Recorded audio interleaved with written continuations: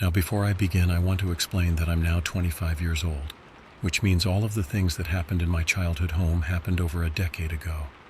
I've posted this story before, but it seems to have been deleted, so I will tell my story again. First of all, I'm from California, originally before moving to Missouri. When I lived in California, a town called Pine Grove, I lived in a 100-year-old shack that the community church owned. They owned a number of houses and would give shelter to those less fortunate, which goes without saying that my family was extremely unfortunate when it came to money and objects you need to live decently comfortably. I was about 3 years old when we moved into this house and stayed until I was 5 or 6. I was the first one to alarm the adults that there was something seriously wrong with that place. This is going to sound crazy, but I used to talk to people that weren't there. Now, this could be chalked up to a child's imagination and having fun, but what I'm about to tell you is going to make you think otherwise. There was this little boy that lived in this house, or rather used to live inside this place, before perishing at some point because only I could see him and talk to him. He used to take my dolls from me and I would scream, "Give me back my dolls, stop it," which would alert the adults, and they would yell at me from the other room, asking me if I was okay, and from what they tell me I would always say yes before continuing with my arguing with thin air. But to me, he was so real. His face is something of nightmares that I cannot for the life of me fully recall, because every time I do, a mental block appears. It even has been blocked inside my dreams of this little boy, because the last time I dreamed of him I was about to see his face, and then I was suddenly awakened to the sound of my husband screaming out my name, because I had begun screaming in my sleep while the dream occurred. This leads me to believe that this little boy's face is the stuff of nightmares, to where even in my sleep I begin screaming before seeing it in a dream, no less. This little boy used to get me in trouble growing up. He would influence me to do bad things, and I even believe he possessed me at times, because my parents tell me when I lived in that house I was the worst child, destructive and mean, and had tendencies to kill bugs and harm the cats. But I had no real memory of ever doing those things or the reasons why I would be so cruel. One time I even uppercutted a boy in the stomach because apparently he wouldn't play with me, but had no memory of doing this when my sister started scolding me. Suddenly I was bewildered by what they were saying, because I didn't recall hurting the boy at all, but they didn't believe me. This isn't the half of what occurred inside that house, it was just the beginning of it. My father had us all walk in every room house and say out loud, "This is our house now, we mean you no harm." And the activity in the house lessened a bit until Dad would leave. You see, my father would get thrown in jail often due to his drug habits and alcohol abuse, very often, and for long periods of time. When that time would come for him to leave, things in the house would become more aggressive in activity, it felt like. There were other entities that resided within this home that showed themselves to everyone but me. The little boy was the only one who I ever saw or interacted with basically on a daily basis. My father had just got me down to sleep and was walking out of my room and back to the living room, saw nothing but baby feet. He at first didn't understand what he was seeing and went to check up on me again to make sure I had gotten back up. But that's when he realized the feet he saw weren't the size of a 3-year-old, but that of a smaller child closer to an infant, and again realized all he saw was the feet themselves, not the rest of the entity. My brother recalls a time that we was sitting in the living room late at night watching our television. While he was watching something, he saw a lady in gray float from one end of the doorway leading into the kitchen and dining room to the end of it, the doorway, and disappeared. He jumped up and ran to my mother's room and woke her up panicking and basically crying, begging Mom to let him sleep with her. Mind you, my brother was a grown man when this happened to him. My mother told him no, mainly because for once my father had been home and was sleeping next to her. So my brother settled for sleeping next to my mother on the floor until daylight shone, and again told my mother what happened. I remember clear as day a time where I was outside but unhappy. The reason for my unhappiness was due to the outfit my mother had made me wear, because it was pink. And God, did I hate pink like I hated taking cough medicine. And let me tell you, I hated cough medicine. And my mother had put me in pigtails, which I also hated with a passion. I was outside playing when this big red truck came to the house and stopped just outside, and the stranger called out to my mother, and she went to him while I disappeared from sight because I felt embarrassed by my appearance. I walked inside and went into the dining room for some reason or another. and in the dining room there was a box. This box contained a doll. Now this doll was one of those dolls that had eyelids that would open if you sat it up, and then would close if you laid it down to sleep. It was laying in such a way that the eyes were closed, and for some reason I was drawn to this doll and I walked towards it. The moment I reached out to touch it, suddenly the eyes shot open, showing its hollow doll eyes, but something about them seemed almost alive. I ran out of the house screaming, "Mommy! Mommy!" The doll's eyes opened by themselves. I was completely hysterical. My mother sheepishly tried to laugh it off in front of the stranger, whose face had twisted in obvious concern for me and my current state of hysteria. She just told me that I was just seeing things and told me to go back to playing, but I refused to go inside that house and into that room without her by my side. No longer feeling embarrassed of my appearance and more focused on the scaring memory of how those eyes just opened on their own. Now here is the part where most, if not all, the activity in the house sharply twisted into a frenzy. My sister named Sonia and her husband named Mike, and their 2 children at the time named Jessica, and little Mikey came to live with us due to being homeless for reasons I was never told. This is when the activity suddenly began to spike, and we all lived on eggshells waiting for the next strange thing to occur. It didn't help that my dad was again gone from us due to being put in jail or prison. Now, for thing I know for sure is that little boy did not like my sister and her family. I clearly remember him throwing a sippy cup at my nephew's face while we were about to eat, while my niece screamed in her high chair. Everyone was shocked to say the least, and all I could do was look at that little boy with confusion, even though I still can't recall his face. Since Dad was in jail or prison again, my sister and husband were given our parents' room, and Mom slept in the living room. One night in the middle of the night, we were all awakened by the sound of my sister screaming her head off. Me and my nephew and niece were taken from our beds to huddle in the living room together, reading Bible passages to ward off whatever was angry. What happened that night was that my sister and Mike had been sleeping, and suddenly the bed started violently shaking and thrashing around, and it woke them up, and once they were awake enough to realize what was happening, my sister started screaming. What happened next left my sister feeling the house with her family and finding another place to stay. One night we were all in the living room talking, and suddenly the speakers turned on and spoke my sister Sonia's name. This freaked her out so badly that she fled that night and never came back to that house. Other weird things happened in that house as well.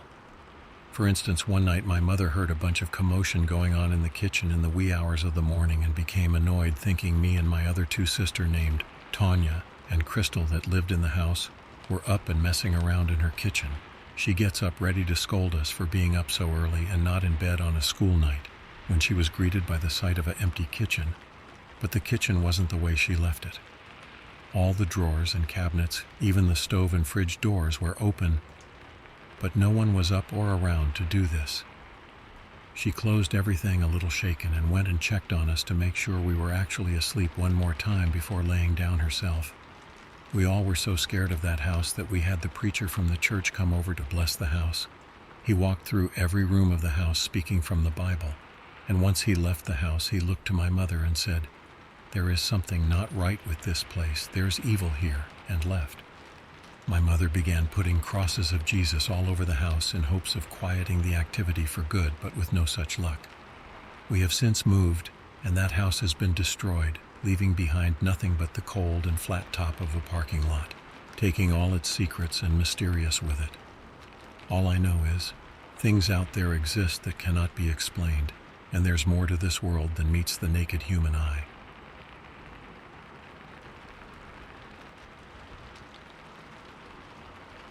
This took place during the winter of 2017.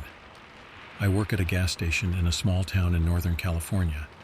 I have the opening shift at my work, which is 5 a.m. to 2 p.m. I had recently totaled my car after hydroplaning into a ditch, so I was left without a vehicle to drive to and from work until I got the insurance money to get a new one.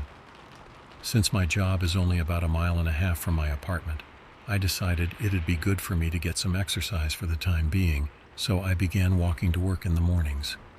The road was paved and fairly well trafficked, but in the pitch-black darkness of 4:30 a.m., when I had to begin my commute, it was rare to see anyone driving down that road at all.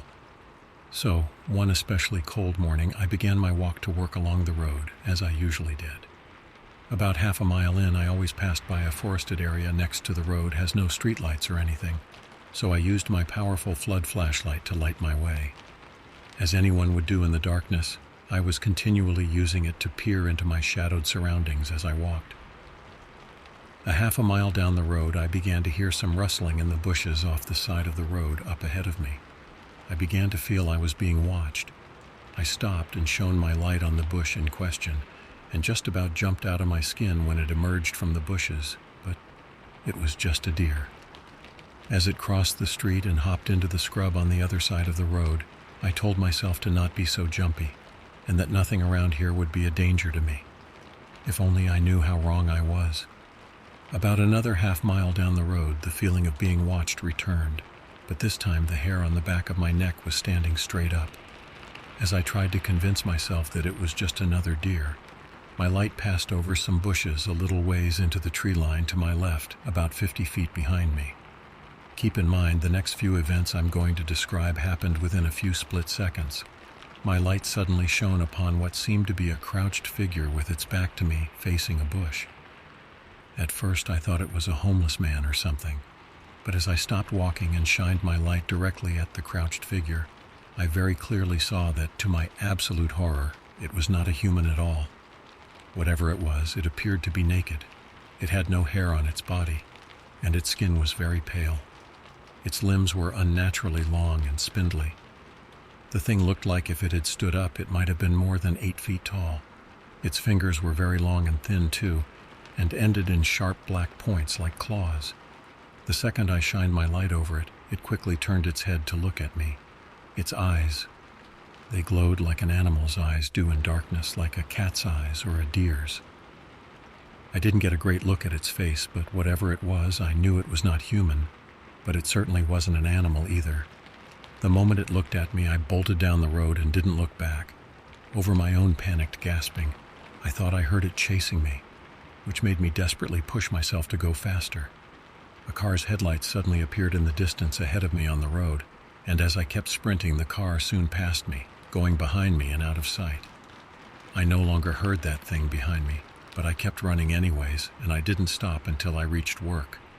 Huffing and gasping for air, I arrive at work and tell my coworker what had just happened. He didn't look so much surprised as concerned, and told me another coworker of mine had seen that same creature recently, and had described it to him exactly as I had, every last detail. Needless to say, I'm never going to walk to work in the dark ever again. I'll just call an Uber or something from now on. Before I begin this story, let me give you some context. I am a middle-aged man living in West Virginia. My son's name is Casey. He had always been a quiet kid, sticking with me or his mom throughout the day. He had no friends, no imaginary friends, and never told a lie. I remember I woke up one day to the rare sound of silence. Casey was almost always up way before me, running around the house or building with toy blocks, but not that day. I remember feeling slightly worried about this drastic change in behavior. My wife was visiting her sister in Ohio, who was about to give birth, so she wasn't around at the time. I got up and made myself some coffee, pleased by the lack of chaos that greets me in the morning. I was stirring my coffee when I walked into the room. Casey was snoring in his bed, fast asleep. He didn't wake up till noon that day. He walked out of his room rubbing his red eyes. I asked him why he slept so long. "I stayed awake a long time," he replied, getting a bowl for cereal. I poured it for him, then put the box away. "You couldn't fall asleep?"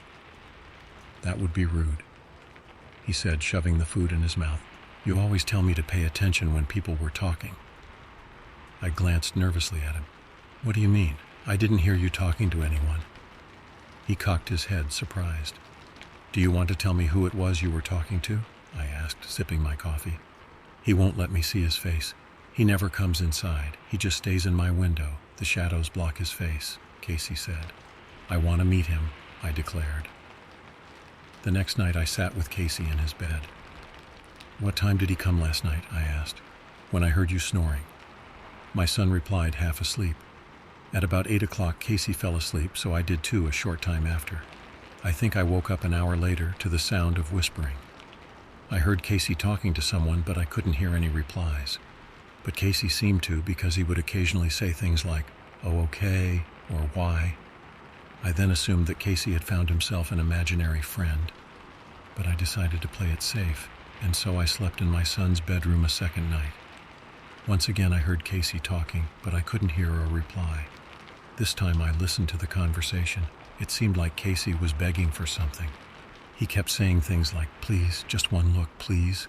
And then I heard a movement from the window, and at that point I opened my eyes. "Ew, you're ugly!" Casey screamed in terror. I quickly turned over to see what had invaded the house. It was a thin, nimble creature wearing a plaid shirt and jeans. Its face was bald and hideous, with huge eyes and an evil smile. It was standing half in the shadows. It seemed surprised that I was awake, just standing awkwardly as if deciding what to do. Then it narrowed its eyes at Casey. Its mouth didn't move, but a dark voice came from all corners of the house. It said menacingly, "I thought we were friends." Then it climbed out the window like a spider, bending its arms in ways I didn't think possible.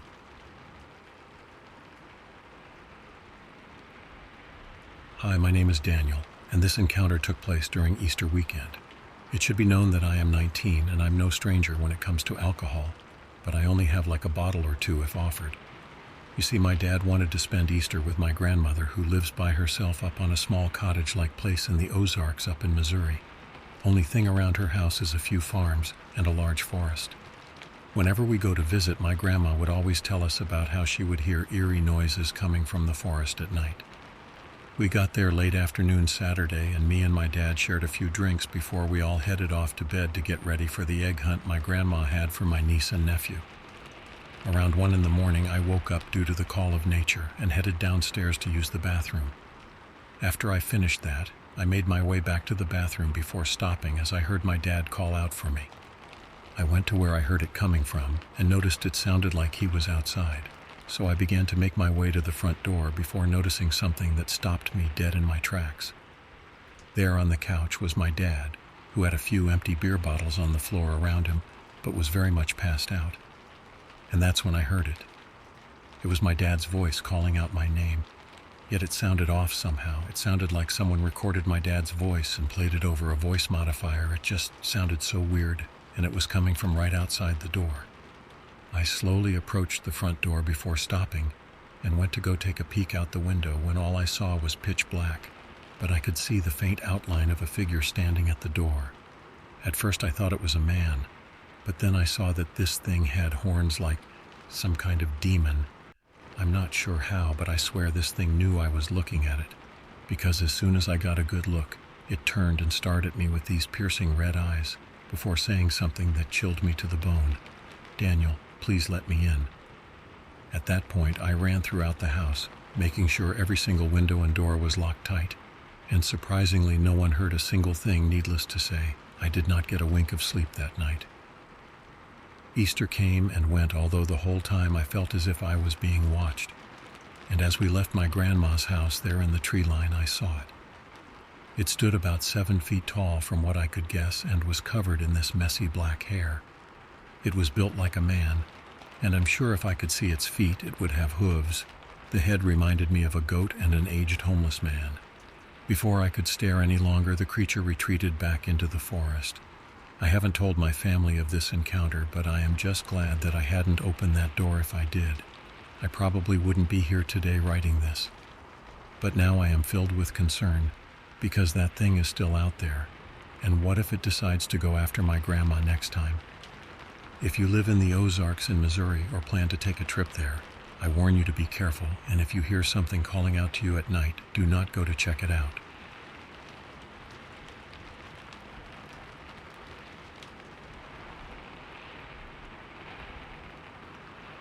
Before I begin, I want to make a few things completely clear. I'm not on drugs. I have never done drugs in my entire life. I don't drink alcohol, and I have absolutely no history of mental illness. Ever since my mid-20s, a voice would seemingly come out of nowhere and say my name. I wouldn't hear it every day. I would just hear it at random times. I could be doing something like taking a bath or watching television, and I would hear this unknown voice out of nowhere say my name, but that would be it. This voice that I would often hear isn't demonic or monstrous in any way. It's not ethereal or ghostly. It's completely human, and no, it's not me talking to myself. I'm going to give 4 incidents of when I heard my name being called. Incident 1. I was in my bedroom playing my PS3 when outside of my room I heard this voice very quietly say, "Jason." I paused my game and opened my bedroom door to see my mom in the kitchen. I asked her if she called for me and she said she didn't, so I went back to my game. I want to point out that there was no character in the game I was playing named Jason. Incident 2. My sister often comes by to visit and brings her 3 kids, 2 girls and a boy, with her, and I avoid them like the plague. My nephew most of all. The reason for this is because the old doorknob to my door didn't have a keyhole, but a small circular hole that would need to have something inserted in case I ever accidentally locked myself out. Unfortunately, because I kept locking myself out too often, the doorknob eventually broke, and my nephew would keep coming into my room without my permission no matter what, and start asking me stupid questions. I finally did get a new doorknob with an actual keyhole, so I could finally get some peace and quiet from my nephew. On the day my sister visited, I quickly went into my room, locked the door, laid down on my bed, and proceeded to read a book. After reading only a few pages, I heard very clearly, "Jason." I quickly looked to my left, expecting to see my nephew standing there, but he wasn't. I then looked at the door, expecting to see it close, but I didn't. I got off my bed to see if I had actually locked the door. It turns out I had, and since I had the new doorknob, there'd be no way for him to come in. Incident 3. I have a job at Giant Eagle, which is honestly the worst fucking job in the world. One of the jobs I used to have is working the self-scans. Now the self-scans are located near the main entrance, but back then, they were right across from a small Citizens Bank located right near the Eagle's Nest, so the self-scans were directly in the middle of the regular checkouts. One of my jobs was to stand there, and as soon as a light started flashing, that would mean a customer needed help, but 9 times out of 10 just wanted to bitch about an item whether it was on sale or not, and if not given their way, would turn into a child and throw a temper tantrum. On the day I was manning the self-scans, I was waiting for a light to flash when I suddenly heard very loudly in my left ear, "Jason!" The strange thing is, when this voice shouted into my ear, it sounded exactly like my dad's voice. All the other times I heard my name being called, it came from an unfamiliar voice. I quickly turned to my left, expecting to see my dad walking away laughing as per custom whenever he breaks my concentration, except he wasn't there. I then looked to my right to see if he was walking towards the rear exit. No sign of him. It did dawn on me that if it really was my dad who shouted into my ear, then anyone else within earshot should have heard it too. I was the only one who did. Incident 4. During the spring and summer, if the weather and temperature was just right, I would often go for a walk through my neighborhood. I don't know everybody in my neighborhood, just my next door neighbors, so forget saying that it was them or anybody else in my area. When I did go for a walk, I would always stick to a certain route. This route would have me walking down a certain street where only about 2 or 3 cars would drive through. As I'm going down this street, I swear from high above me I hear my name being called. That's when I did something that led to the strangest experience ever with the voice. I communicated with it. Voice: "Jason." Me: "What?" Voice: "Where are you?" Me: "I'm right here." Voice: "Oh, okay." After 2 seconds of silence, I asked why, but got no response. To this very day, my name is still being called by the unknown voice no matter where I am. Does anybody have a rational explanation for why this is still happening? I really need to know.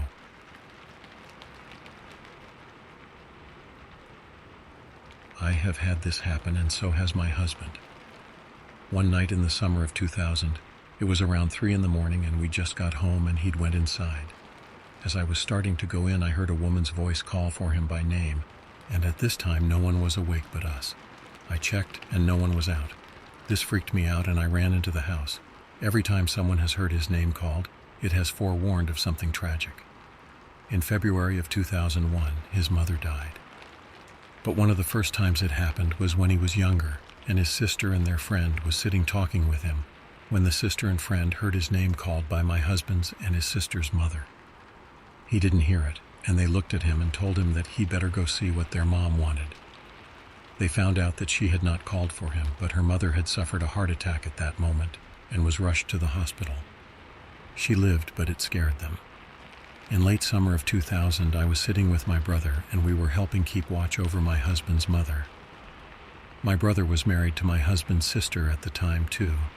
Plus, one of the mother's sisters lived next door, and she was in the house watching TV with her sister.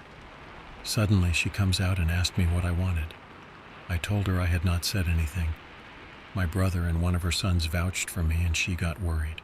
Seems she had heard me call her name when I hadn't. It is very strange to hear your name called when no one called for you. The only thing I can think of is that they want your attention, and the best way to get it is to call for you. I used to hear my name called like that when I was little, and once I even saw my grandfather at our door through a window, and when I went to the door he was not even there and had not been there. Maybe it is some prankster spirit that knows who can hear it and loves to pull pranks.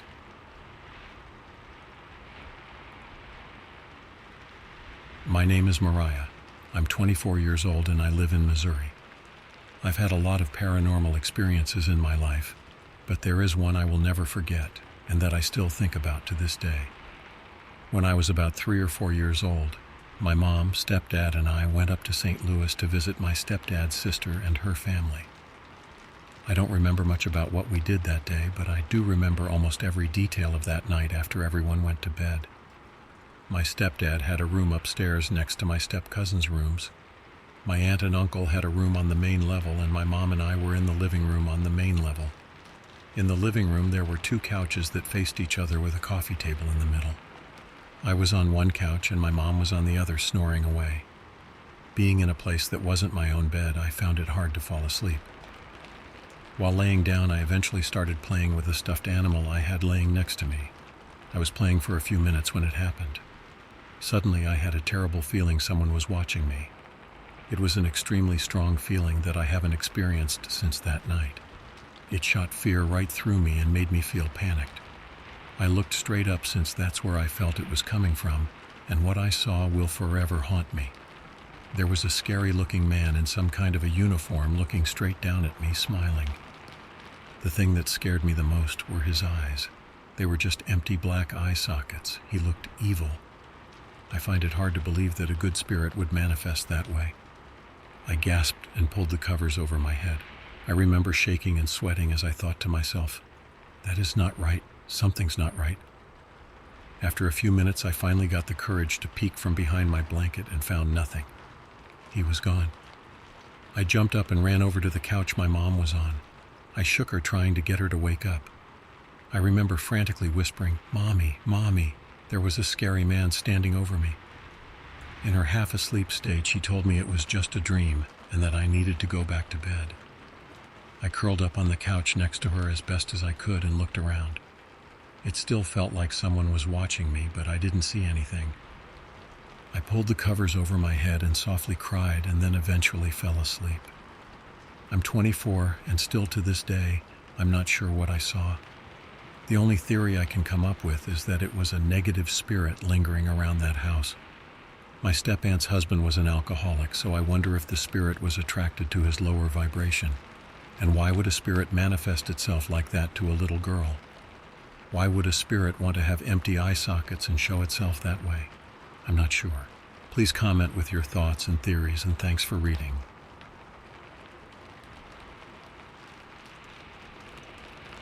I know this is going to be hard for people to believe, but God has put it on my heart to share my stories with people in the hopes that it will help others.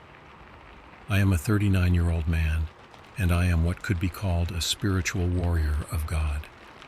I have had numerous experiences with the supernatural throughout my life, but this one is my very first battle, my awakening, as it were.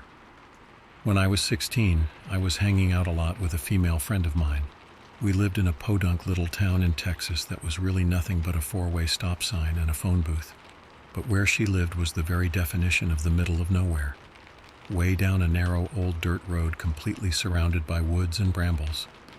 We were taking a walk further down the dirt road and into the woods near her house, as we did often so she could smoke cigarettes where her parents wouldn't catch her at it, and chatting while she lit up. As we continued to walk further, we both started to feel a strange and ominous wrongness permeating the air. The quiet and the stillness surrounding us made us feel like something was watching us, something predatory. The first thought I had was that there must be a coyote or a bobcat in the area, and that was what we were feeling. We brushed it off and walked on, with her leading the way to a small clearing in the woods that she liked to hang out in frequently. When we reached the clearing, however, I saw something. It floated there, about 6 inches above the ground, in the middle of the clearing, hideous and ethereal, looking something like a cross between a Dementor from Harry Potter and a Wraith from Lord of the Rings, only more transparent than either, and uglier than both. Some nightmarish creature unimaginable by even the most twisted of minds. My friend did not see this monstrosity immediately, owing to her clumsiness, which had instilled in her a habit of watching her own feet so as to avoid tripping when walking. By the time she looked up and noticed this monstrosity, I was already in motion, simultaneously stepping forward and shoving her behind my back for her protection. The abomination was rapidly approaching the space she had previously occupied, only fractions of a second before, its malformed, skeletal appendages reaching expectantly, and a silent yet gleefully wrathful snarl fixed upon its smoky visage. As I placed myself steadfastly and fully between this abominable fiend and its intended target, an indescribable, mind-splitting combination of a shriek, snarl, and longing moan erupted from its grimacing lips, shattering the stillness and quiet of the surrounding woods, and rang stingingly in our startled ears. At this unexpected outburst of unreasoning rage and undeserved hostility, I suddenly felt a strange power and anger myself, welling up from somewhere deep in my soul. Just as suddenly, another power and anger seemed to join and mingle with my own, but from some outside source. I was filled to overflowing with a holy light and strength, and I was righteously outraged that this horror had had the audacity to try to, unprovoked and without reason, attack my friend. I could feel evil radiating from our aggressor like the permeating stench of an open sewer, and before I even had fully realized what I was doing, the power was pouring through me and creating some kind of shield around me, completely enveloping me and pushing everything else away. The dark thing did not move, but my shield continued to grow in front of me until it spanned the arm's-length distance between me and our otherworldly attacker.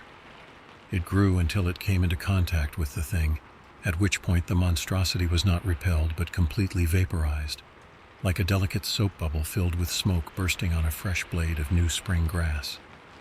As my stunned eyes watched, the last bits of hazy mist, all that was left of the horror that had been there, dissipated and disappeared like the remnants of evening fog in the wake of a bright and hot morning.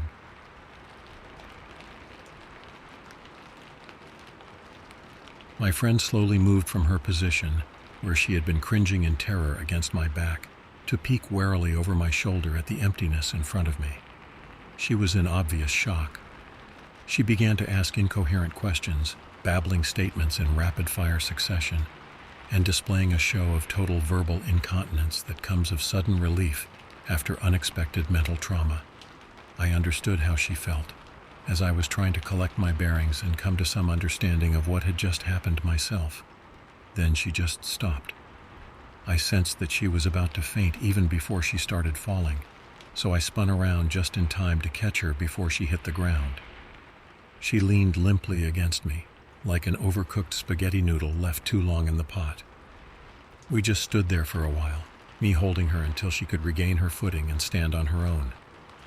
By that time, we had both calmed down a bit, and we mutually agreed that it would likely be in our best interests to hastily remove ourselves from the immediate area.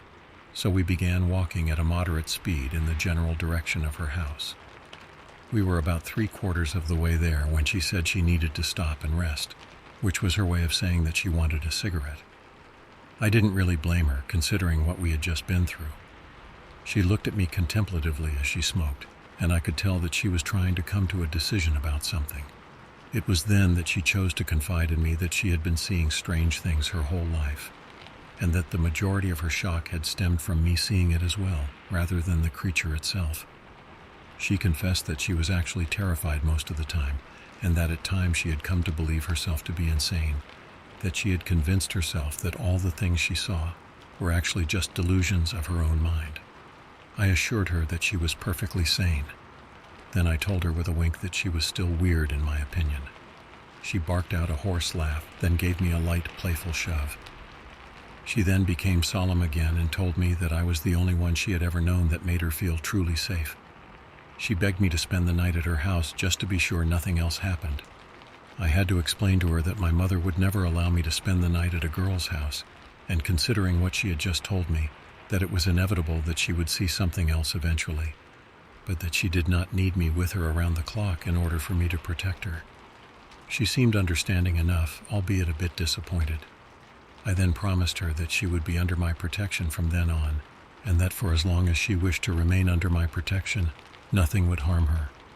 Years went by and we remained friends, until we eventually drifted apart and she chose to leave my protection. But that is her story, and not mine to tell. I spoke with her often until that time, and every time I asked, she assured me that she remained unmolested by the supernatural and continued to feel safe. I have had many more battles since then, and continue to fight evil wherever I find it, and in whatever capacity I am able. I also continue to look for others like me, warriors of good in the light, fighters of evil, and people who need our kind of help. So if you are one of these, please reach out to me. Evil is more prevalent in the world now than it has ever been before, and the need for those who can and will stand against it is more urgent than ever.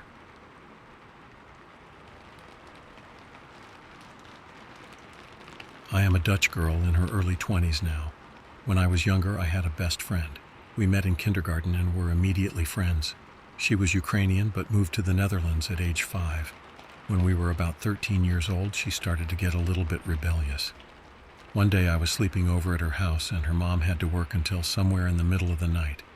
In the afternoon, we went outside to take care of some horses we had under our care. We didn't own the horses, but we could ride them and brush or feed them with supplies the owner laid out for us. When we got back at her house, it was already dinner time. My friend, let's call her Helena, and I ate and went to play on the computer. That's when I got a notification on my phone. It was a text message. In these days, WhatsApp didn't exist yet. It was the days of texting and MSN. I'm not sure if everyone knows this in other countries. It's a messenger app. Anyway, the text message said something in the lines of, "Be careful tonight." We were obviously very confused and a little freaked out, but my friend didn't get scared so easily. She wanted to write back, "Who is this?" But when we tried to open the message, we couldn't find it. We found the message had somehow moved to the contacts map of my phone, where messages are written on the phone itself, but not sent. Being young and naive, we didn't pay it much mind. We were watching some TV when we were starting to doze off. Then I got another message. It read, "Feeling sleepy already?" Now we were thinking someone was messing with us or one of our friend happened to walk by her house. We didn't send a response back, but we're more awake now. So we went outside for some typical teenage grocery shopping. We bought some snacks and energy drinks. At the cash register, however, I got another text saying, "Did I say you could buy energy drinks?" This felt very judgmental and aggressive, and being stupid teenagers, we did not take well to that. So we sent back, "Yeah, got a problem with that?" The next text came in within a minute saying, "Yes, do not buy it." We of course ignored it and bought the energy drinks. We then walked around our village and sat down at some swings near my friend's house, drinking our energies. We then got the message, "I said no." We got a little suspicious there, as it seemed to know all the time what we were doing, like it was watching us. We went inside her house and closed all the curtains and thought that's that. When we were inside, however, things started to get strange. My phone kept sending me messages with strange signs, like %%% and underscore and %%%. I still remember that very clearly, because it looked like a dead smiley face. We got very creeped out by this. The messages kept coming in fast after one another. We wanted to tell our friends about this, so we started up her computer and the app MSN. But whenever we tried to type a message, all that it typed were the symbols %% and underscore and %%. We quickly shut down the computer and went upstairs, so her room. Before heading in her room, Helena went into the bathroom to go to the toilet. I waited in the hallway and she left the door open. Yes, we were too freaked out to close the door. Helena was on the toilet when all of a sudden the faucet across from her turned on and water started filling the sink. She quickly finished up and went to turn it off. She washed her hands and was saying to me how strange that was when the door slammed close on its own. Helena screamed like I never heard and pulled the door open again. She ran into my arms and we ran to her room together. We sat on her bed, huddled together for a while. I then got another message. It said, "Getting scared now." At this point, I wanted to call Helena's or my mother. While I was making my case to do so, Helena got very quiet and whispered, "I know what to do." She told me to get our mind off of it and to go to the horses again. I followed her but paid more attention to our surroundings. When we got to the horses, Helena told me a story about last year. She and her niece were together that night, exactly a year ago, and they had found this stupid ritual online. They decided to do it in one of the fields near the horses and used their blood to ask the moon for luck. She said that nothing seemed to follow from it, but that it couldn't be a coincidence that was a year ago to the day. She said we had to do it again this year in order to keep the promise she made last year valid. So we went to the field and she cut her hand with a small knife she had hidden away. I told her this was insane and I wasn't going to cut myself for a crazy ritual she had done last year. She told me that I was involved now since I was getting the messages and that I had to do it. Instead of my blood, I used my spit in a bowl for her to do the rest of the ritual. Honestly, I don't remember anything from it other than being so mad at her and thinking she was crazy. On the walk home, she kept acting crazy and saying she was seeing all these people on the road that I didn't see. I told her to stop trying to freak me out more than I was from the creepy messages, who did seem to have stopped. She then told me she saw a little baby, who was my brother. Now I do have a passed-away brother who passed away. I told her about him, and she did see one picture of him that hanged in my house, but other than that, she didn't know him. She told me about this tube around his neck. He did have this in his last years, and she could not have seen this on the pictures. I was confused, but more angry that she would use something like that to convince me of her story, and told her that this was not okay before storming off. She caught up to me when we were nearing her house and said to stop immediately. The urgent tone in her voice made me stop. She said a woman with a baby stroller was standing in her front yard watching her house. We hid behind a corner and looked. The woman was just staring at her living room window. Then I got another message. It said, "I told you to be careful." We texted back, "What is happening?" but got no response. After a while, the lady walked away. I guess she got tired of the empty house. We quickly ran inside and checked all the doors and windows. Helena looked outside and said there were people in the street looking at our house. I looked outside but didn't see anyone. I told her I didn't believe her, and she had to stop going into this creepy stuff. We then got a message saying, "Do not fall asleep tonight. Do not lose focus." Despite not being sure if I believed my friend about seeing people, I believed the messages I was getting were not normal. My friend then got all the Jesus-related statues or crosses from her house and put them in a circle in her living room. We sat in the room hoping nothing would happen anymore. We got another message saying, "That's not going to work." Just then, a statue of the circle fell over and rolled away, breaking the circle. We ran upstairs and locked ourselves into her bedroom. We sat on her bed for a long time. Maybe we dozed off. Maybe we didn't, but suddenly Helena started screaming. She said that she saw a lady in white standing outside the window. Her room had a small terrace and a ladder going down to her backyard. I looked out the window, but thank God there wasn't anything there. Then we got the final message of the night. I said, "Don't fall asleep. When the night is over, so will this all be." We didn't want to be in her room anymore and laid the mattress down in another room. There we stayed all night. When her mom got home, we just told her we moved rooms because her was very drafty from the wind. She then went to bed. We did not sleep until it was already well in the morning. I never got a text like that again. My friend wanted to use a Ouija board sometime after that to maybe get more answers. I told her she was insane, and even if it is probably not real, why mess with things like that? No good can come of it. We got into a huge fight, which eventually led to the end of our friendship. To this day, I still don't know what was real, what was possibly an elaborate prank, or what might just have been my own imagination. This happened to me when I was still in elementary school. I lived in a trailer with my grandmother, who I call Mom, and my little half-sister. One night I was sleeping on my mom's bed while my sister slept on her bed. It was very dark that you can't even see your own arm. I woke up for some reason and looked at my sister and saw two perfectly round circles glowing green above her. But I ignored them, thinking they were glow-in-the-dark stickers that my sister decided to stick on her bed. So I went back to sleep. A few hours later, I woke up again and looked at the same spot. The glowing circles were gone. When I looked around, I saw them on the floor. I thought that were weak stickers and just fell on the floor, but perfectly apart like they did above my sister. Again, I ignored it and went back to sleep. Hours passed and I felt something touch the tip of my nose. I don't remember if it was sharp or rough or soft. I only remember that it was a very light touch. I woke up with my eyes wide open to see those green glowing circles right in front of my face, only 2 inches away. I immediately grabbed my pillow and screamed, trying to hit it, but seconds later it was gone. My mom woke up angry, asking me what happened. I told her what happened, and all she did was plug in a nightlight and then told me to go back to sleep. A few years passed and my sister and I were sleeping in the living room on separate couches. She slept on the small one near the door, and I slept on the big one near the hallway that led to my mom's room. The room was very dark and hot, so we used sheets to cover ourselves. As I was falling asleep, I heard scratching noises from across the room. I thought it was a mouse, but it sounded too big to be a mouse, more like a creepy deep scratch that was slowly moving against wood. I looked up and saw the glowing green circles behind the recliner, only they were more bright.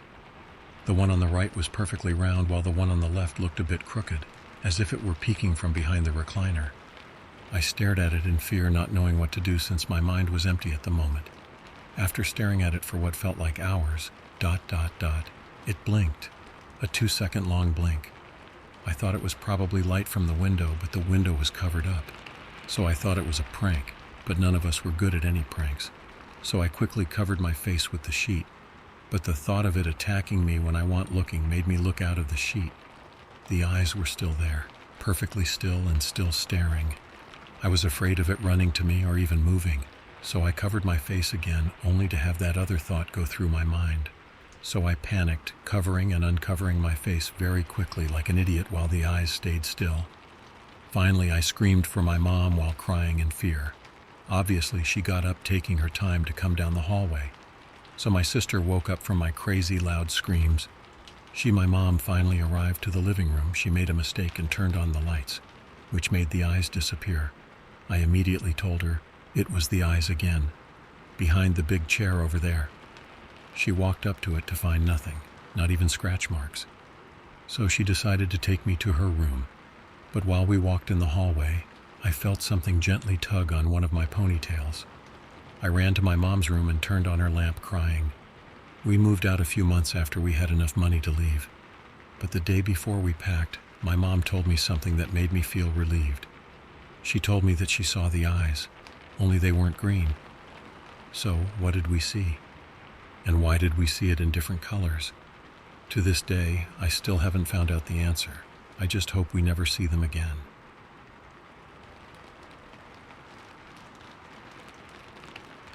I am a 20-year-old girl from northern Michigan. I've always had a fascination with the paranormal. Until recently, that's all it was, a fascination.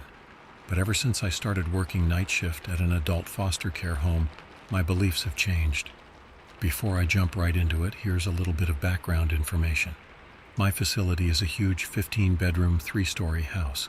The main floor is composed of an entryway with a stairway to the left leading to the second floor, a main hall that leads to the back bedrooms, and just to the left of that is a large sitting room attached to the kitchen. Now, over the last few decades, this place has been through a lot. It has been an adult foster care facility for as long as I can remember, but has changed management multiple times. Once after a fire, and once after a flood. I have been working here since October of 2018, and in that short amount of time I have had my fair share of odd encounters. Not long after starting here, I was left alone as we do not have enough staff to have multiple aides on night shift. The experiences started out small, motion lights turning on even though nobody was walking around, catching dark shadows out of the corner of my eye, and even the occasional unexplained noise or voice. Jump forward a few months. I am training a good friend of mine, who for privacy's sake we will call Ray. One night, as we wrap up our duties, we decided to take a break. After a few minutes of tranquility, Ray decides to break the silence by asking me if I had ever had any paranormal experiences here. I briefly told her about the motion lights turning on at all hours of the night and so on. At risk of sounding like a complete whack job, I decided to end my story there. Later that night, somewhere around 3 a.m., Ray and I are playing on our phones when all of a sudden we hear what sounds like faint music coming from the kitchen. Ray and I look at each other with looks of both terror and confusion. "What the hell?" I exclaimed. "That's impossible. Nobody is the kitchen. We would have saw them walk in," Ray added. Slowly, both of us stood up and made our way into the kitchen. As we shakily rounded the cupboards, we were greeted by an empty room. Ray and I exchanged uneasy looks once more before we turned our attention to the tiny radio mounted under the upper cabinets. Hesitantly, I reached up and unplugged the cord from the outlet, and the radio fell silent once again. The rest of that night passed by without incident. Jump ahead to April of 2019. Due to Ray finding out that she was expecting another baby, she was forced to quit her job, leaving me alone once again. More often than not, the nights here are relatively quiet. Motion lights still turn on for no apparent reason, and almost nightly the overhead light in the sitting room flickers and then shuts off.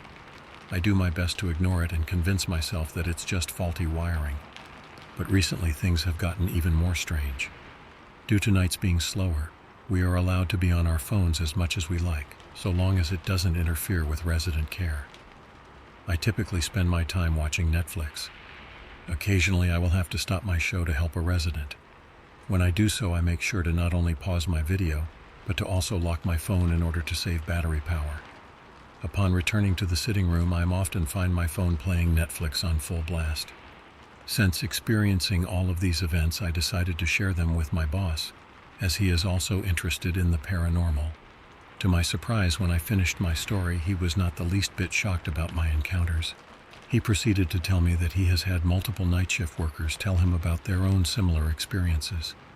Apparently, a few years back, we had a resident that would walk the halls at night when she could not sleep. She would often also sit with the on-duty aide and play a game, or just talk while they listened to music at the kitchen table. That resident has now passed on, but my boss and co-workers all believe that her spirit is responsible for what I have experienced. This job had certainly altered my view on everything supernatural, and due to the spirit not giving off a malevolent energy, I will continue to work here until my schooling is complete. After all, it's kind of exciting knowing that I'm not alone at night after all. I am a white man in my mid-30s living in a forest area of West Virginia. This story is short, but certainly the creepiest and most horrifying thing that has ever happened to me.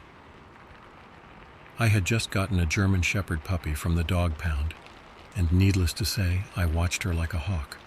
I didn't want anything to happen to her. Unfortunately, things don't often go the way we want, do they? She escaped a week after I got her. It wasn't that I wasn't a good owner to her, but she must have just gotten interested in something and ran away. I put up lost dog posters everywhere, but no one ever called, despite the $5,000 cash reward I had offered to anyone who found her. I soon got discouraged. It was hard to believe that I would ever see her again.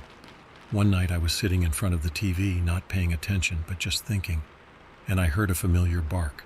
I reacted out of foolish excitement and burst out my door. I heard the bark again, coming from the woods. Without thinking, I ran into the forest, shouting her name. I got no response, and took the time to figure out where I was. I was deep in the forest. I had no light except my phone, and had no sense of direction. I began to panic and suddenly forgot all about my dog. And then I heard an ungodly shriek. It echoed and then faded. I was so terrified that I thought I would pass out. I kept walking and soon found myself on a dirt road. It seemed wide enough for a car. I started walking down it and then saw headlights ahead. In the darkness, I couldn't see the car or even 2 feet ahead of me, but I was sure that I was looking at headlights. I ran towards them, waving and making a stupid amount of noise. The headlights stayed still, not getting any closer. and then they blinked. That's when I knew I was staring at huge white eyes, not headlights. I stopped cold in my tracks and almost cried. The eyes lifted higher, but whatever the creature was, it was standing up. And my God, it was freaking tall. 9 feet up and about 20 feet ahead of me. I didn't want to run. I don't think I could have in my state of fear.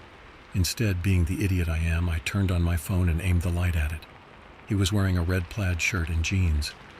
His skin was a grayish-bluish color, and something was horribly wrong with his face. I screamed and dropped my phone and ran like heck. I didn't care where I ran. I just had to get away from that creature. I looked back and it just stood there, eyes glimmering. It made no attempt to chase me. I eventually found my way back to civilization. I spent the night at an older couple's home and told them the story. "Oh yeah," the old man said, leaning back in his chair as I described the creature. "I've met a few folks who have seen that thing. Around here we call him the Casawinch. He's kind of a legend around these parts." The couple drove me home the next morning, and we've been friends ever since. I haven't seen the Bubba Jack's Casawinch again, and I hope never do. Ever.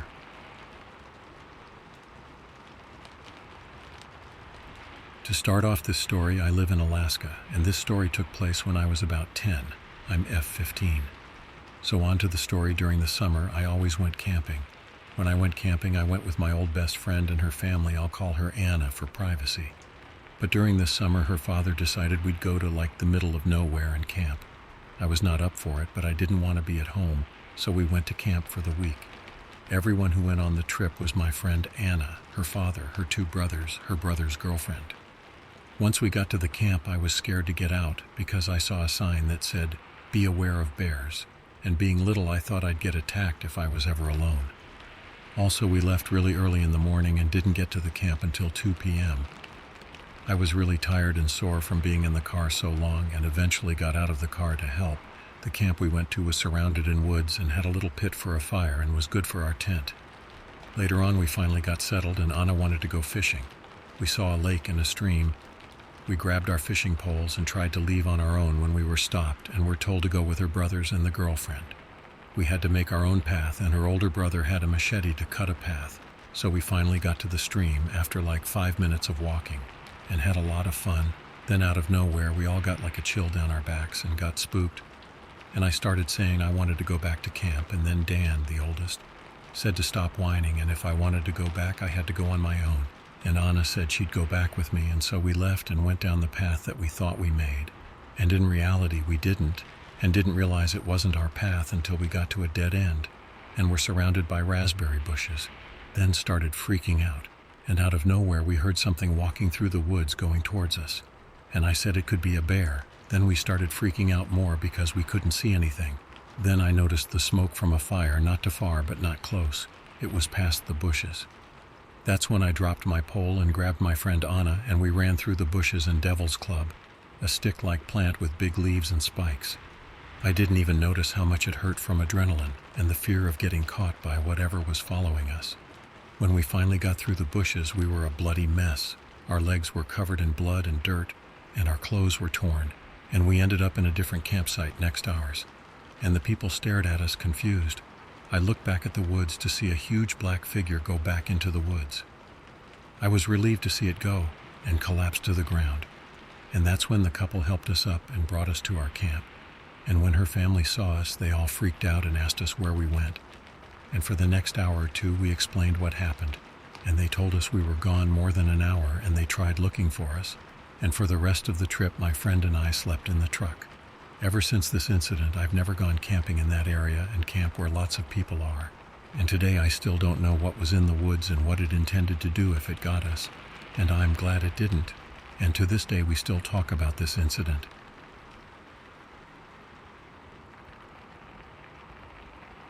I was 13 years old. School had just ended, which meant freedom for us kids. To some of my friends, freedom meant video games and movies. But I was an outdoorsy type person, so I planned to spend the majority of my time outside. But that was before I saw him. I remember it clearer than I want to. It was a cool afternoon, not yet hot because summer was just starting. The leaves were still a fresh green and the grass was dry and warm. I was walking my dog. He was a Ridgeback Mastiff mix named Toby. I walked down the sidewalk, and to the side of me was a thick forest. As I neared an entrance to the forest, Toby started barking like crazy. He tugged his leash, almost choking himself to get onto the trail. "Okay, boy," I said, patting his head. "We'll go your way." We entered the woods. It was the longer way home, but I didn't want Toby to keep barking like that. We walked for about 40 minutes, and then we came to a large meadow surrounded by trees. I looked to the sky and guessed that I had a few minutes before dark, so I laid down next to Toby. I picked at some grass and made silly conversation with the dog, but then he started growling. He stared at the trees, intently watching, teeth bared. The sound came from deep in his throat. He only did that when he was scared. The hair on his neck stood on end. I sat up, concerned. "What is it, Toby?" I tried to calm him, but he only stood and growled louder. I looked to where he was barking and saw nothing but wilderness. "Okay, let's get you home," I said nervously. We took the trail again, and every few seconds I looked behind me, fearing that something was there. Toby kept barking madly. In his eyes I saw fear. He was slobbering, so I knew he needed water. Thankfully, it had just rained, so puddles were of no shortage. I soon found one deep enough and pulled him towards it. Toby wouldn't drink it anyone was watching, so I turned and waited for the sound of him lapping up water. I waited a few seconds and heard nothing. Why wasn't he drinking? I turned back to him. He wasn't even looking at the water. Instead, he was staring upwards behind me. He made no noise, but his mouth moved slightly. And then I heard breathing from behind me. I felt warm air on my neck. I was so terrified that I just stood there. I couldn't move, and neither could Toby. I felt a hand brush against my hair. I suddenly snapped into flight mode. I ran, pulling Toby with me, but the stubborn dog wouldn't move. I continued yanking on the leash, screaming but not looking behind me. The dog wouldn't budge, but I wasn't willing to leave him, so I kept tugging. But then I heard a whimper, and the rope loosened, sending me to the ground. I lifted myself with my elbow and looked behind me. Now this is hard for me to write because I loved Toby, but he was not on the other end of the leash. It was ripped at the end, leaving to sign of my dog. And then I saw the creature. It was tall and thin with huge shoulders. It wore a plaid red and black shirt and blue shredded jeans. Its head was tall and hairless. It had huge white circle eyes, no nose or ears, but a skeleton grin. I screamed and pulled myself to my feet, desperate to escape. But it grabbed me by the shoulders and leaned over the top of my head, craning its neck to face me. I got a better view of its face. A red symbol was carved into its forehead. My breathing was fast and stuttering. The creature made a guttural sound and brought its hand to my face. It held a silver, almost blue flower. I took one look at it and blacked out. I woke up in the hospital. I was in a bed, dressed in a hospital gown. I groaned and turned my head to face my mom, who sat next to me reading a book. She looked at me and smiled. "Hello, honey. Good morning." I sighed, relieved that she didn't sound too worried. "What happened?" I asked. "We think you passed out from dehydration in the forest of all places." That's what they thought. Over the next few weeks, my mom put up missing posters for Toby. I couldn't bear to tell her the truth. I didn't even want to think about it. Toby was gone. I never told anyone this story in person. I know people have reported the Bubba Jacks on Darkness Prevails in an old site, so I'm glad that I'm not alone. All I can say is that the Bubba Jacks is real. He isn't an urban legend. He isn't a creepypasta. He exists.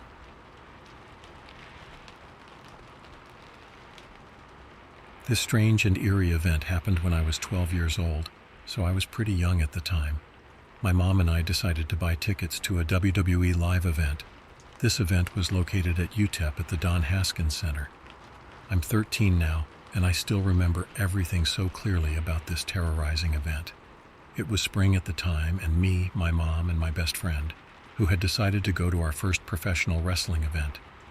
We had planned to stay for 5 days at a hotel, since there are 5 shows, and we bought 15 tickets, 3 for each show, and also because we like to explore downtown as well. We had arrived at the Marriott Hotel, which was the hotel we were staying at, and all 3 of us were pumped and excited.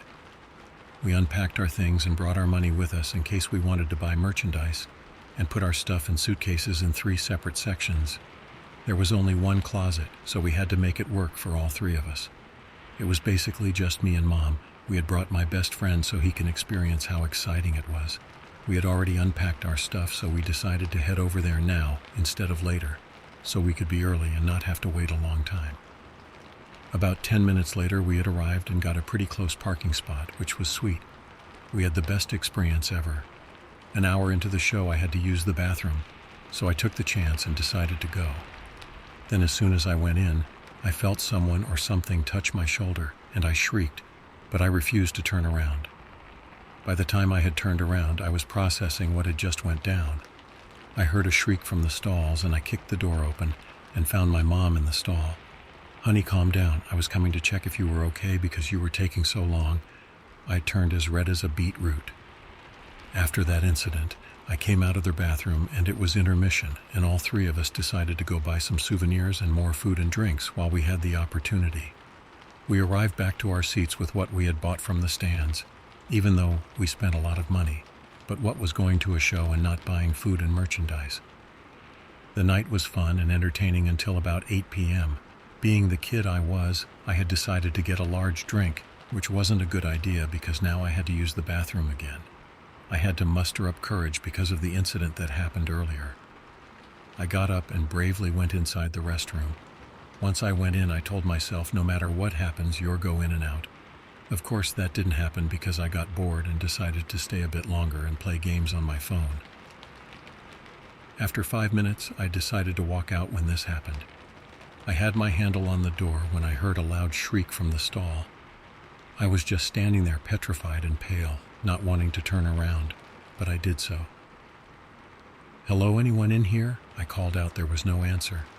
I turned and was about to pull the door open when something grabbed my shoulder and yanked me back so hard I fell on my butt, and I was as white as a ghost. I got up fast and ran out of there as fast as I could and went back to my seat. I decided not to tell my mom what had happened, and I don't want to either. I'm now a middle school 8th grader remembering this event, and I want to advise people to watch out for the poltergeist of the Don Haskins Center, because it doesn't like when people enters its yard.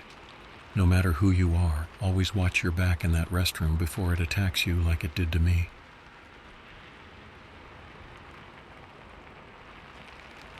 My maternal great-grandfather, as I was told multiple times, was a well-known, capable hunter. He didn't hunt as an occupation, but as a hobby and for his private consumption. I was told that whenever he came back from hunting, the family compound would be lined with what we call bushmeat: deer, antelopes, rabbits, snakes. He had a lot of hides in his trophy room from all kinds of reptiles and mammals. He was well liked because he shared a lot of his bounty with neighbors. One early morning, my grandmother, who was his youngest child, said she woke up to a ruckus coming from outside her home. When she went outside, she saw her parents, sibling, and some neighbors furiously arguing amongst themselves not far from a woman who stood a couple of meters away from the group. She describes that the woman had skin that was honey brown, with an almost ginger or reddish tint, or reddish-brown clay, and her skin looked so smooth like butter. Her nose was very pointed, and her eyes were so dark it looks like very shiny black pebbles. When my grandmother asked her brother what was going on, she was told that this lady came at the crack of dawn when the fog was still quite thick, crying that her skin was stolen. They said they didn't hear any noise until there was banging on their door from their neighbor telling them to come outside because there's a woman grabbing random people on their way to their jobs, pointing at their house, telling them to tell the hunter in that house to give her back her skin. My great-grandfather and his family came outside to look at this woman who was making a very strange accusation. My grandmother said that she was dressed like a regular woman, and there was nothing really strange about her other than the color of her skin and her eyes, but she still looked totally normal. "How can he take your skin when you're still alive? Your body doesn't look skinless to us," are the words thrown at her in my great-grandfather's defense as everyone was confused. But the lady didn't say anything else but tell the hunter to give me my skin. Over and over, each request more shrill and louder than the last. She kept itching her skin and shivering, whining in sorrow and agony.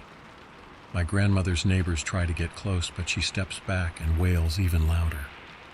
"Let's go call Mr. A," my great-grandfather angrily said, because people started to speculate that maybe my great-grandfather was unfaithful, and the poor woman came to call him out on it, although in a strange way. Mr. A was an older occupational hunter who was well respected and knowledgeable and could possibly make sense of the insanity. Luckily, he came back from his week-long hunting trip a couple of days ago and was going to be home for a while. When he came to the scene, he immediately stepped back and said, "What's this thing doing here?"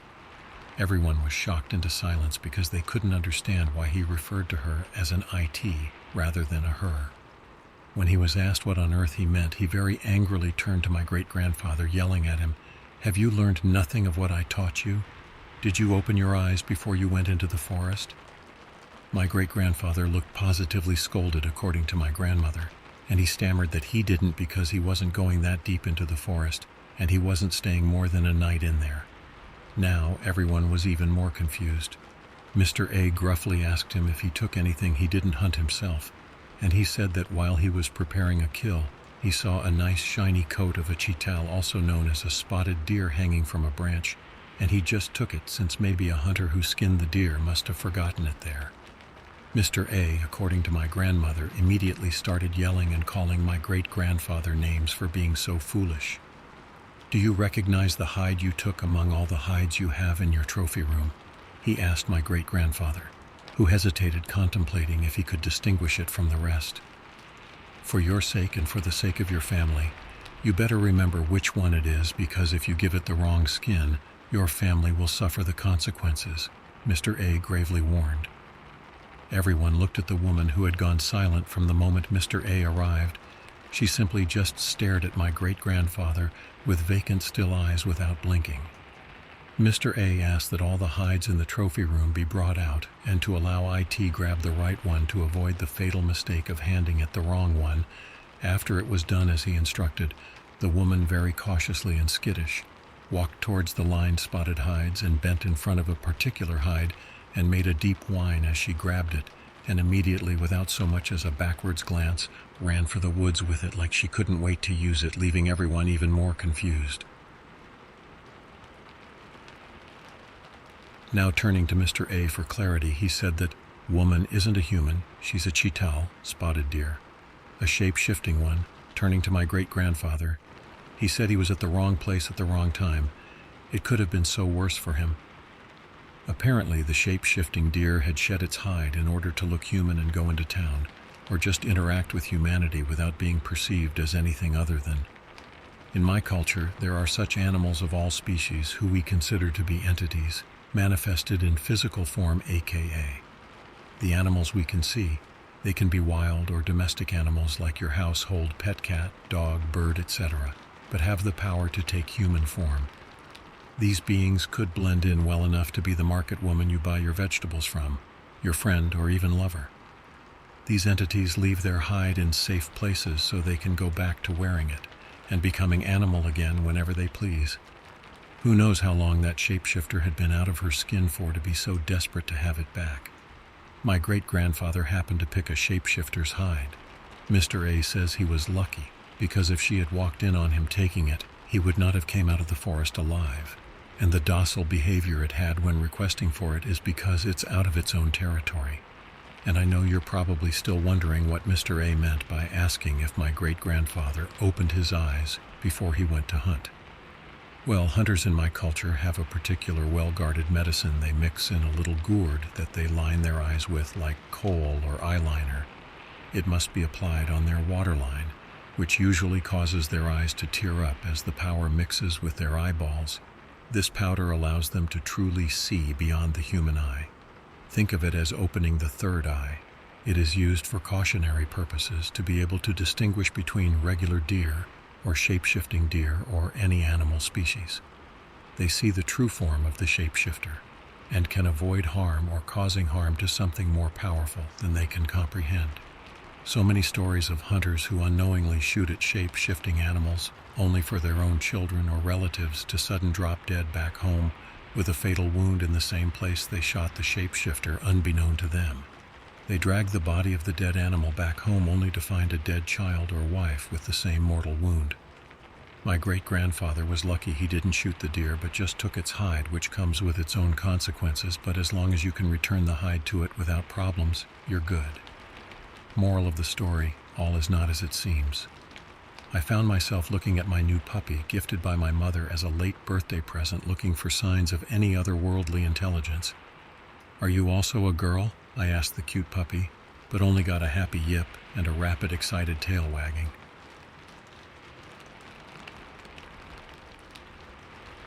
I had completely forgotten about these events until, 20 years later, I hooked up with my buddy Rob when we found ourselves in the same unit deploying to Afghanistan.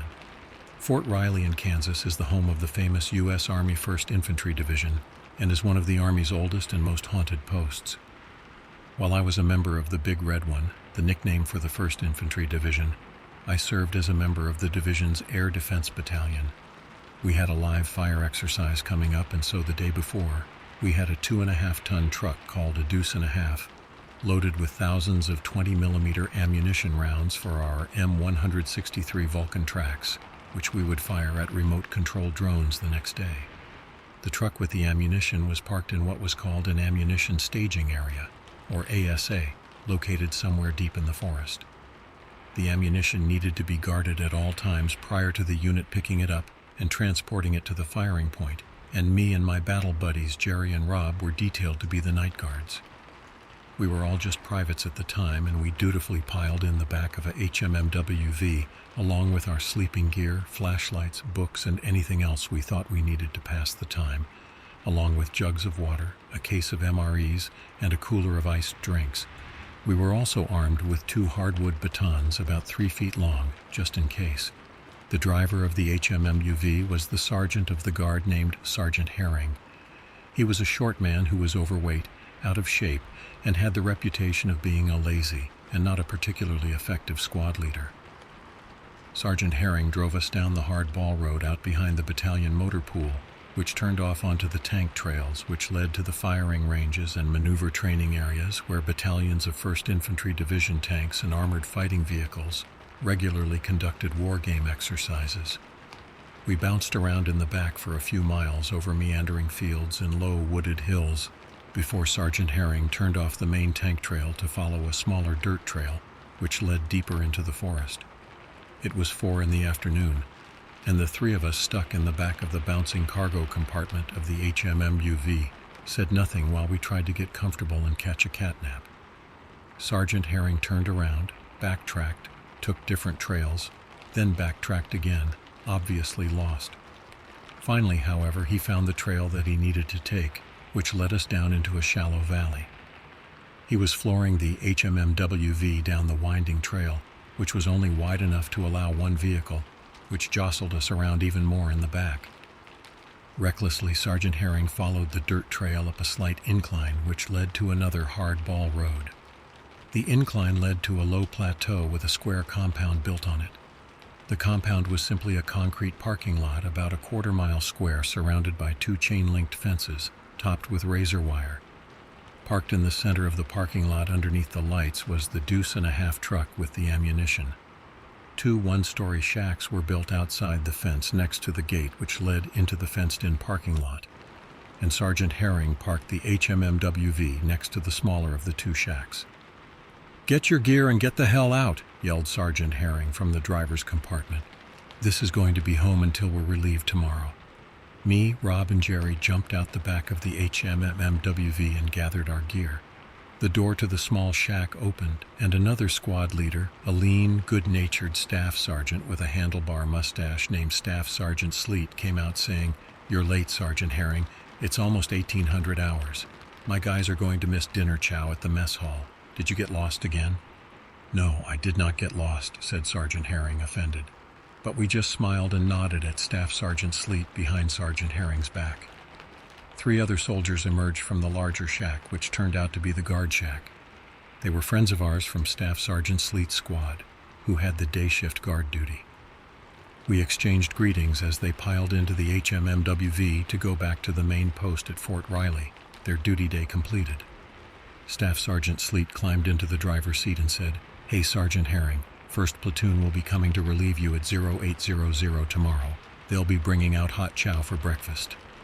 Staff Sergeant Sleet then yelled back at his team, "Hey guys, we aren't going to make chow time tonight, so pizza is on me. Sergeant Herring got lost again."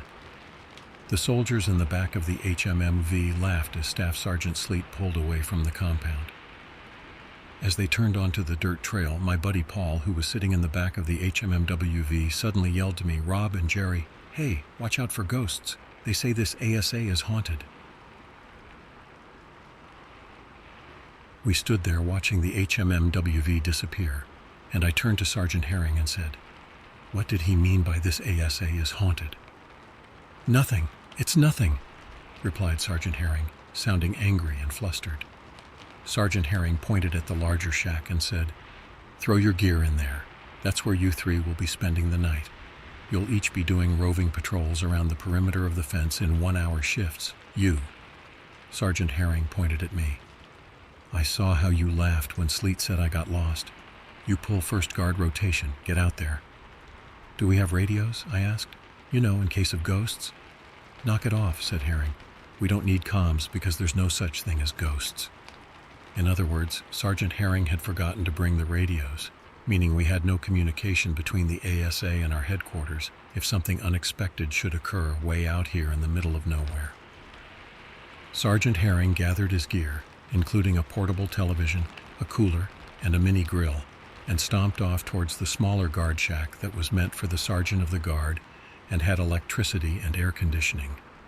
Jerry and Rob took our gear and walked towards the guard shack while I secured one of the wooden batons and began my patrol around the perimeter fence. Each side of the fence was a 1/4 mile long, and a small path circled the outside of the fenced lot. The guard shacks were located on the eastern side of the fence.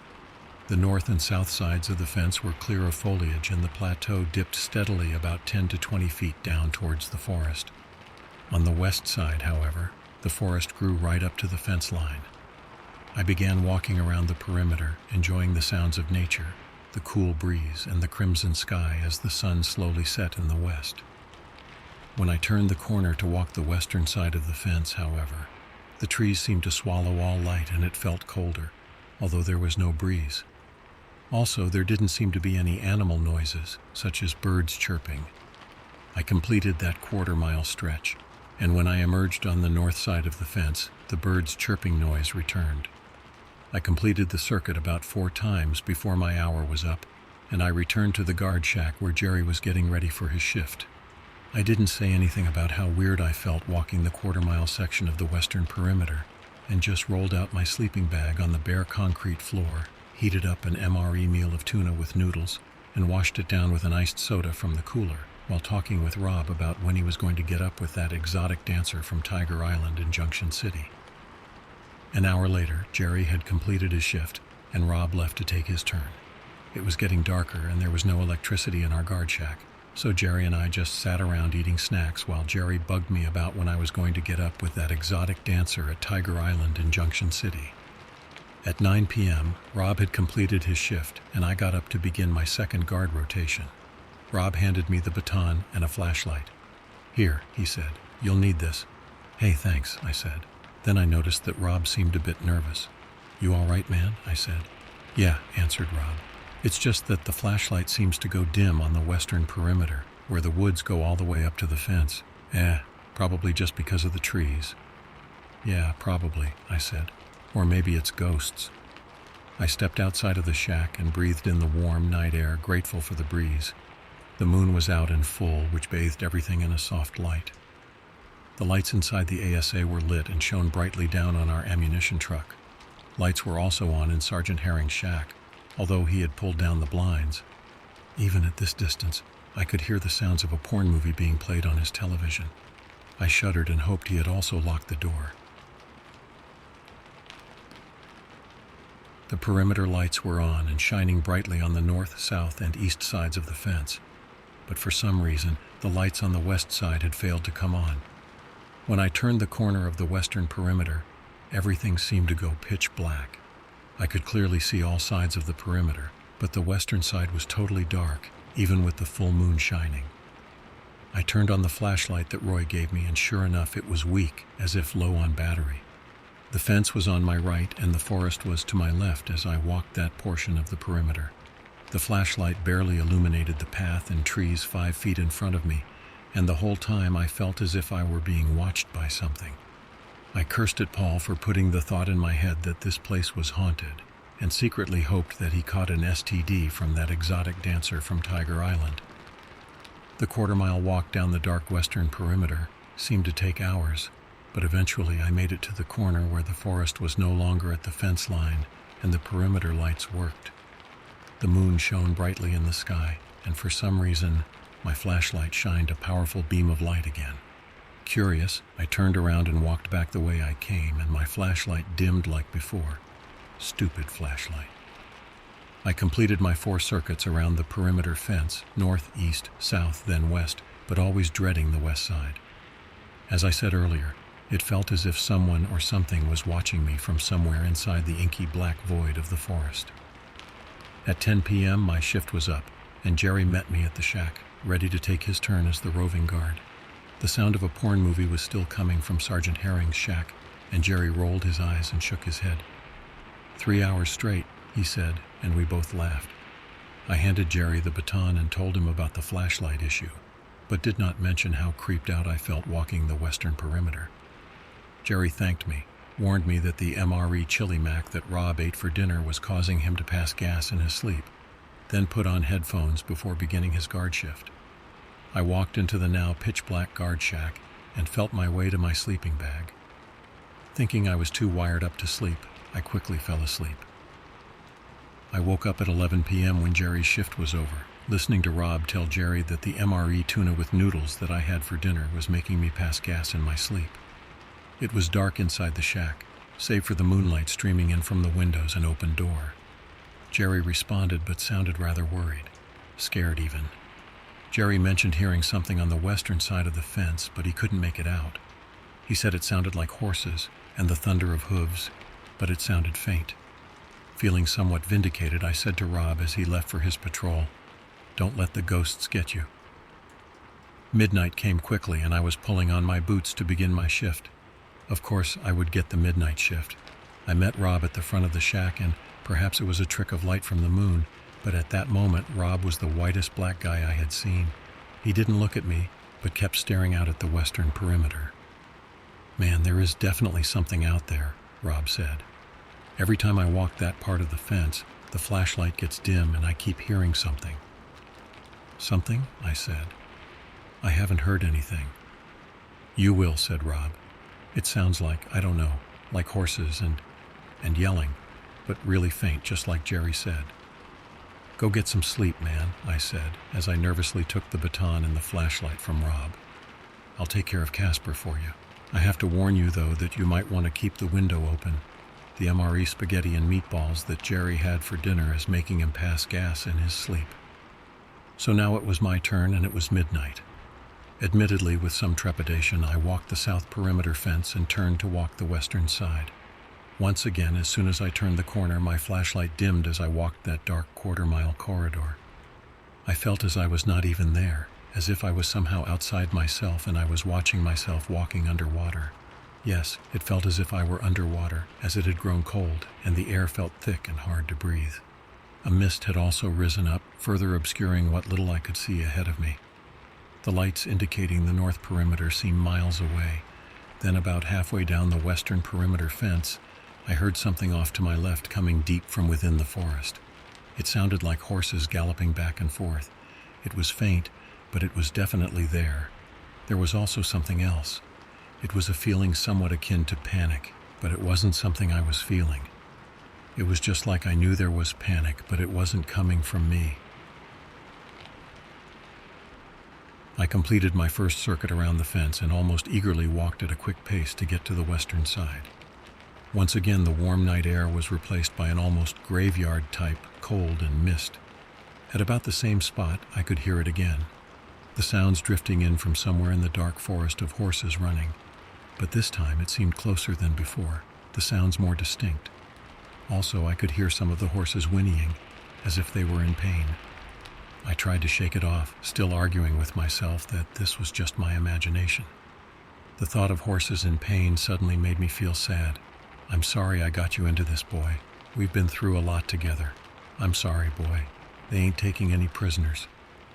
I ran to the lights marking the north perimeter. What was that? What was that I just felt? It was sadness, but it wasn't mine. What was going on? I looked at my watch under the lights. My shift was almost over, but how? It usually took me 4 circuits around the perimeter, but I had barely gone 2. I completed my circuit and walked back past Sergeant Herring's shack. 5 hours of watching porn, really, Sergeant Herring, and headed towards our guard shack. Jerry was already waiting for me to get back so that he could start his shift. "Anything new and exciting?" Jerry asked. "You'll see," I answered. "What does that mean?" Jerry asked, taking the baton and the flashlight from me. "Did you hear something out on the western side where the forest comes up to the fence?" "I don't know," I answered. "Maybe. Just be careful." I was sitting up on my sleeping bag, leaning my back against the concrete wall and trying to figure out what I had just experienced. Sadness, regret. But they weren't my feelings or my memories. I heard horses whinnying in pain, but I also swear that I heard human voices as well. About 20 minutes later, I heard a pounding on Sergeant Herring's shack. Rob and I got up and opened the door to see Jerry pounding on the door to Sergeant Herring's guard shack and yelling, "What's out there, Sergeant? You know what's out there. What is it?" Sergeant Herring never opened the door. Instead, he yelled from inside his shack, "You just shut your mouth, Private, and do what you're told to do. Stop asking me stupid questions and get back out there, or I will write you up." Rob and I joined Jerry outside of Sergeant Herring's shack, and I said, "Sergeant, it's me, Private Fox. What's out there? What are we dealing with?" Sergeant Herring cursed from behind the door. "Oh, it's Private Fox. Private Question McQuestionberry. I said stop asking questions. I swear if you don't shut your mouth and carry out your orders, I will write all of you up for insubordination. Now go away and leave me alone." Sergeant Herring sounded terrified. "Of all the ASAs on this base, they had to put me in charge of this one," Sergeant Herring complained. "You all will be fine. When it gets lighter, I'll show you." "Show us what, Sergeant?" I asked. "I said you'll be fine," screamed Sergeant Herring as he finally shut off his porn movies and everything went dark inside his shack. "Now go away. Leave me alone." Rob and I offered to go with Jerry to finish his shift, but Jerry declined. "That's fine," Jerry said. "I got this." At this point, I could tell that Jerry was more disgusted with Sergeant Herring than he was afraid of whatever it was on the western perimeter. At 2 a.m., Jerry's shift was over and Rob got up to take his place. Jerry didn't say anything when he got back to our shack and simply shook his head as Rob went out the door. "I'm not sleepy," I said. "You want me to come with you?" "I'm good," answered Rob as he took the baton and the flashlight from Jerry and disappeared out the door. Jerry rolled into his sleeping bag, lost in thought. Although we were all experiencing the same phenomenon, we didn't want to talk about it. We were soldiers with a job to do, and we would do what was required of us. There would be plenty of time to sort out what happened later. I couldn't sleep, so I went outside to get some fresh air. Loud snoring was coming from Sergeant Herring's shack. I looked to the fence line and saw a figure standing under the lights at the south perimeter at the corner. It was Rob. He was standing stark still, staring west into the thick forest. I walked up behind him.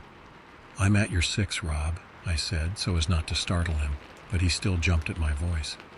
"What are you doing here?" he said. "You still got another 30 minutes before you have to be on shift." "Can't sleep," I answered. "I can't move," said Rob. "I can't bring myself to turn this corner and walk down that path." "Come on," I said, leading the way. "I'll go with you." As soon as we turned that corner, the flashlight went dim again, and the mist seemed to be chest high now. The temperature seemed to keep dropping the further we went down the fence line until, again near the middle of that part of the fence, my fingers began to feel numb from the cold as if I had submerged it in ice. "Stop, stop, stop," whispered Rob. He shined the flashlight into the prevailing darkness, but it barely illuminated the trees which seemed to reach out at us. "Do you hear it?" I nodded. This time the sound was unmistakable. Somewhere out in the distance of that solid black forest, a battle was taking place. The thunder of horses' hooves, the yelling of men, the battle cries of Native Americans, the screams of the dying. It was all there, just beyond the reach of the pathetic illumination from our flashlight. I felt an overwhelming sadness come over me. Somewhere, brave men and horses were fighting and dying. Somewhere out there. And then it was gone. Rob's flashlight shone in full brilliance, illuminating the surrounding woods. The mist was gone as if it had never been there, and the cold air was replaced by a cool, early morning breeze. I also realized that it had become easier to breathe again, and that the heaviness seemed to have been lifted.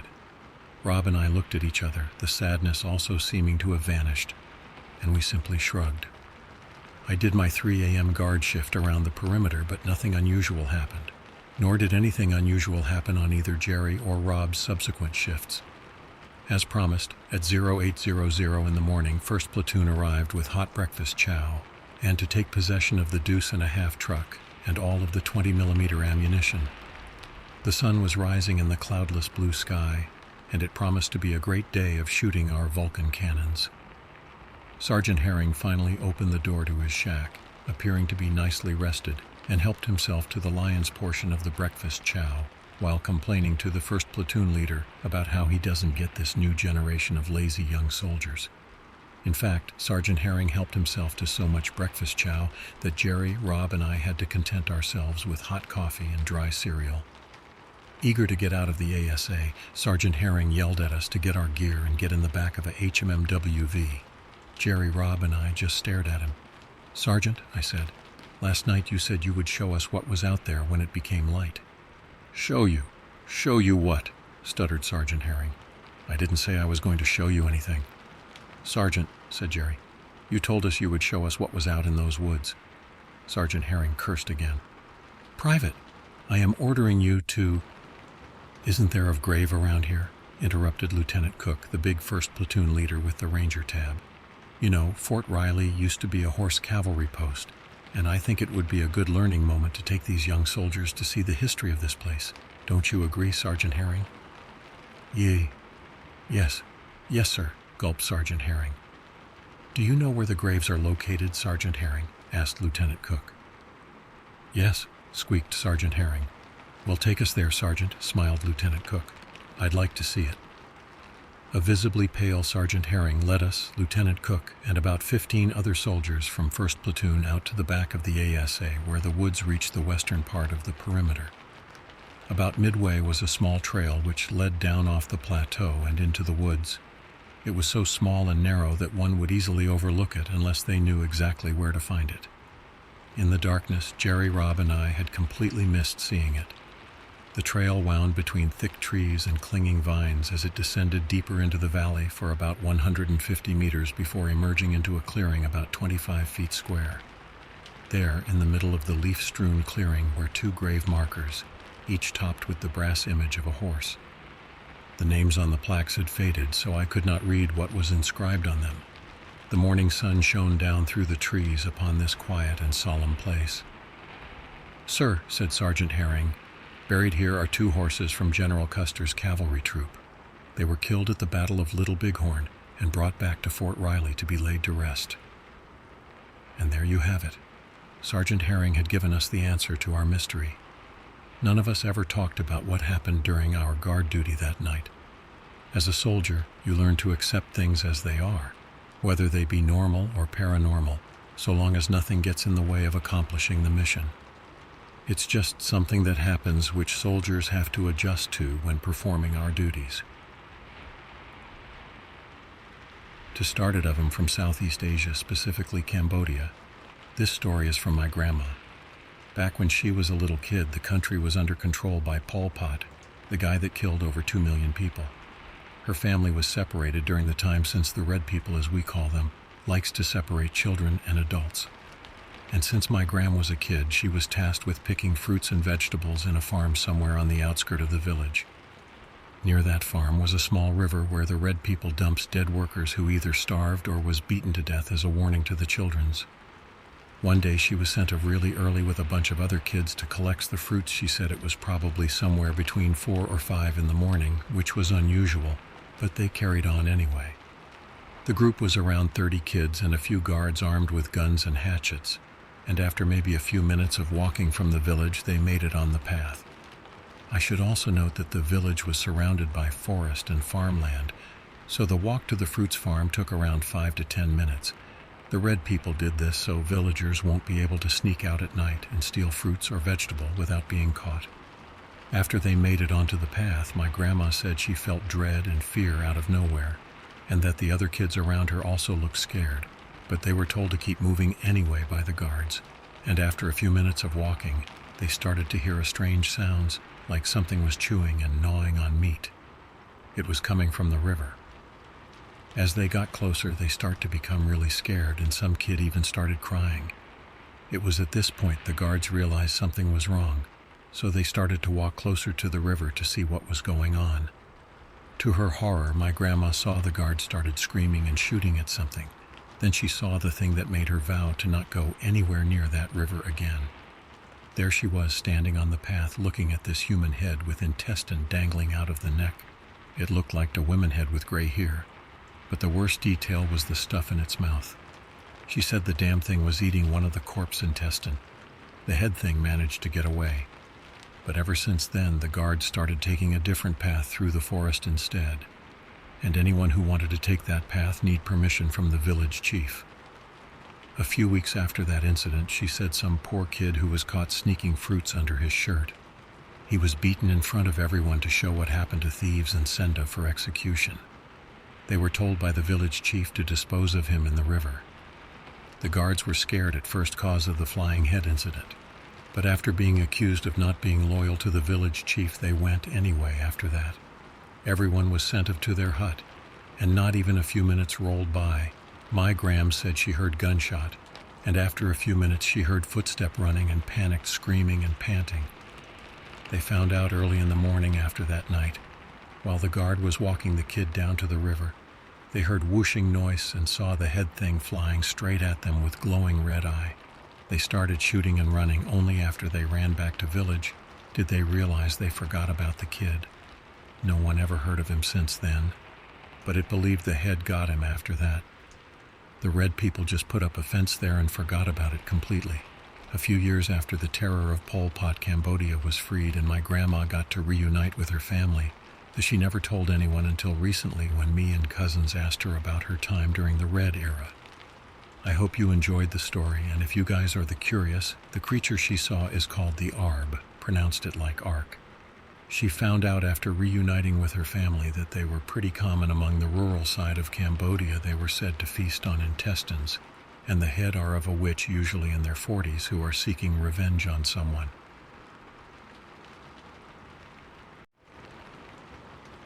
This is the most recent story I can remember, as I've had many experiences that cannot be explained. I was working security in an undisclosed location, and no, it was not anything special or secret. I have to keep locations hidden for client confidentiality, as I still work for them.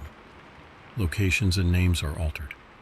Anyways, here is the story. I was working patrol duties in a metro area in the center of America for a protective services agency. We had this particular site we'll call Bridgegate, or AKA the Haunted House. We were hired for this site because it was off a light rail station, and the clients had problems with homeless people entering this building, which was still being built. This building was huge.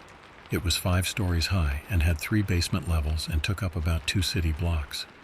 It seemed like a simple assignment until things started to happen to the other guards on this route before I came on duty. First, during the month of November, our more experienced guard was making his nightly stop at this site to find the gate wide open. He called for a cover unit to stop by so they could clear the building, as the police had told us they would not respond unless we found something. Needless to say, the 2 guard on duty that night did find something strange. Upon entering the threshold into the building, which didn't even have dry wall on it yet, and still very much a skeleton at that time, the guards noticed a strong foul smell at the entrance. The younger guard vomited while the older guy had a distant stare. He had told me later during his recounting of the story he had smelled dead bodies before, but this scent was different yet similar. They pressed on to find the source to see what may be causing it when something began running between the frames of building. It moved fast, according to the older guard, who was relaying this to me faster than any person could have. This thing moved agilely between the beams and over equipment that had been laid about, almost as though it was a shadow, but they could hear its feet softly against the concrete moving rapidly. Both guards shouted for it to stop with guns drawn when a cold breeze hit them and a loud howl filled the air. At this point, they both fled back to their vehicles, and not long after, 2 local police stopped by with lights and sirens.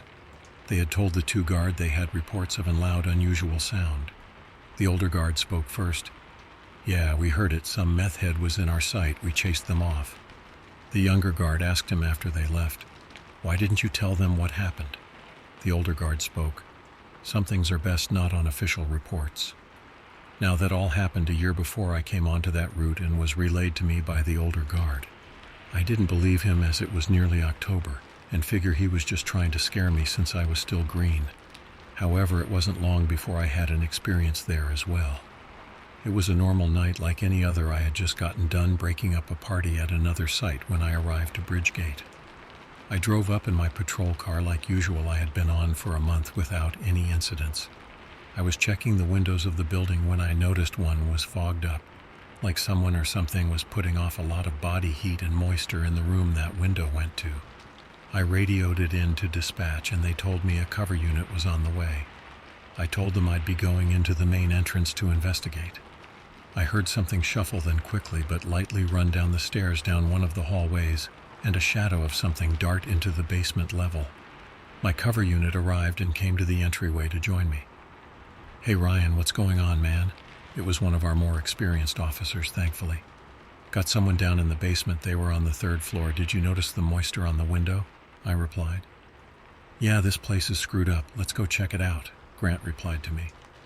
"Shouldn't we call the police to help out?" I had eyes on, I told him. "No, the police want us to catch whatever it is before they'll respond here." I thought this was odd. Had they really had so many calls to this site, they just gave up. We proceeded down to the basement quietly with guns drawn, making our way down the cold concrete driveways. The basement level was meant to be a parking garage, but was still full construction equipment, light cables, and water pumps. We get to the 3rd level and find an old Toyota pickup parked there. It had several tarps in the back, and the back window was covered in moisture. Directly behind it was an elevator shaft. "That's strange. This is not supposed to be here," Grant told me. "I do not have a good feeling something is down here," I told him. "Yeah, me either. Let's check this truck out, make sure there are no bodies under that tarp, and head back," Grant said. I was fine with that. I checked the bed of the truck while he checked the cab for anything. As we searched for any signs of foul play, we hear something crawling quickly up the elevator shaft. "Crap, go to front of the building." Grant said he was calm, but you could hear the urgency. I followed him back up to the 1st floor hallway. We saw a shadow run up the stairs. It looked human, but hunched over and extremely thin, almost hollow looking. I got a chill, but kept following Grant, who ran up the stairs after this thing. We both yelled at it to stop. At this point, I had put my gun away to run faster after this thing that had already vanished on us. I stopped to look at Grant, who still had his weapon out. "Dude, it's gone. What the hell is happening here?" I shouted back at him. "Back to the cars," Grant said. Back at the cars, Grant had been quiet for a while, looking back at the building while I radioed in that we were clear. His gaze shifted to the roof as something fell down and hit the dirt bellow. I looked as well, and on the top was a figure so strange I cannot explain it. It was a shadow shaped like a man, but looked almost like the fuzz you get on a TV when you lose signal, and what I assume were white glowing eyes. This thing was huge, maybe 8 feet tall. As I looked, it faded away. "What in the world was that?" I asked Grant. "Some transient person we chased off property," Grant replied. I did not need to ask him any further, and that's what went into the report as well. "We're not going in after that thing again, are we?" I asked after finishing the report. "No, we are not," Grant said. "That was the last time we went inside, but the shadow being remained taunting us each time we drove by." Urban exploration leads you to some strange places. I've been to many places: houses, offices, restaurants, amusement parks, factories, a freaking airport. All of them abandoned long ago. It's a fun, enthralling job, if you can even call it that. It's not really a profession, I guess. Still, it makes me good money. All of these places have a lot of metal to salvage, all of which I sell to metal manufacturing companies, relics, and they make for footage that desperate, cowardly college students would kill for, to brag about a fake expedition they took. What I'm saying is, I love my job as an urban explorer. My name is Clayun. I am a Thailandish male, age 22, who learned English as a first language. Sure made growing up in Thailand quite difficult. That's not important though. What is important is my most recent urban exploration. My job requires a lot of traveling, so I pretty much live on planes and in airports. Having wealthy parents has its benefits. Hopefully they wouldn't be too disappointed. Anyways, after investigating an abandoned restaurant in Ripon, England, I was underwhelmed. There were no relics, I couldn't get any good footage, and there was an excruciating lack of metal to salvage. It was a waste. Not to mention, I booked a really fancy hotel that night, so I pretty much flew to England and wasted money on said expensive hotel for nothing. When I got to the hotel, I turned on TV, but just for some extra light. By default, it was on a news channel. I then proceeded to mute it as I needed a minute to think. I entered a half-awake, half-dazed state. I don't know for how long I was like that, but I was clearly awake enough for my eye to catch something on the news channel. Jones Middle High officially shut down as of March 5, 2030, read the headline. I didn't even unmute the TV. I simply jumped out of bed, dashed out of the hotel into a garage of these really high-tech transportation devices called pods. I hopped in, scanned my debit card, and punched in Jones Middle High School. The GPS in the pod recommended a school down in Liverpool. I confirmed, and it took off. Because it operated on rails, I managed to make the 2-hour ride to Liverpool only 30 minutes. This worked out great, as I knew that I would either beat the demolition companies there, or that I'd be able to steal the metal they already collected. Hey, I never said I was a saint. Either way, it would be a win for me. When I arrived, I was amazed by the grand structure. It wasn't like a normal 1 to 2-story school, but a tower. I hope the genius that came up with that design was fired, and to my surprise, there weren't any demolition or salvaging companies. This wasn't entirely a good thing, though, as there were instead 3 heavily armed guards patrolling the area, one with a huge white scratch on his helmet. I should have taken that as a sign to get the heck out of there. But I didn't. Because this place was just recently shut down, I knew that I would make good money from what I could find within. I've dealt with security guards before, and they usually weren't as alert as you'd expect. Thinking I was being clever, I picked up a rock, hid in a bush, and chucked it off to the side. My intent was for the guard to go investigate the sound, but no. Instead, he traced where it came from to the bush I was squatting in and started walking in my direction, firearm in hand. Now panicked, I made a break for it. I don't care if it was stupid, I was not facing him. "Hey, sir," boomed the guard with the scratch on his helmet. I began running in a zigzag formation, and I was glad I did that. Mere seconds after I took off, I heard something metallic bouncing off of concrete. When I got to the door of the building, I pulled down on the shutter above with force and locked it. That's when I realized that sounds I was hearing were bullets. Before I could even continue running, I saw the metal shutter being torn up by something. This guard was carrying an automatic weapon, and as far as I was aware, those were illegal in England. I jumped out of the way of the bullets and ran past a few administration desks. While running, I took a turn and ran into something hard. I clicked my flashlight on and saw a broken elevator door. I climbed inside the elevator, but it didn't work. "Oh crap, the power is off," I muttered to myself.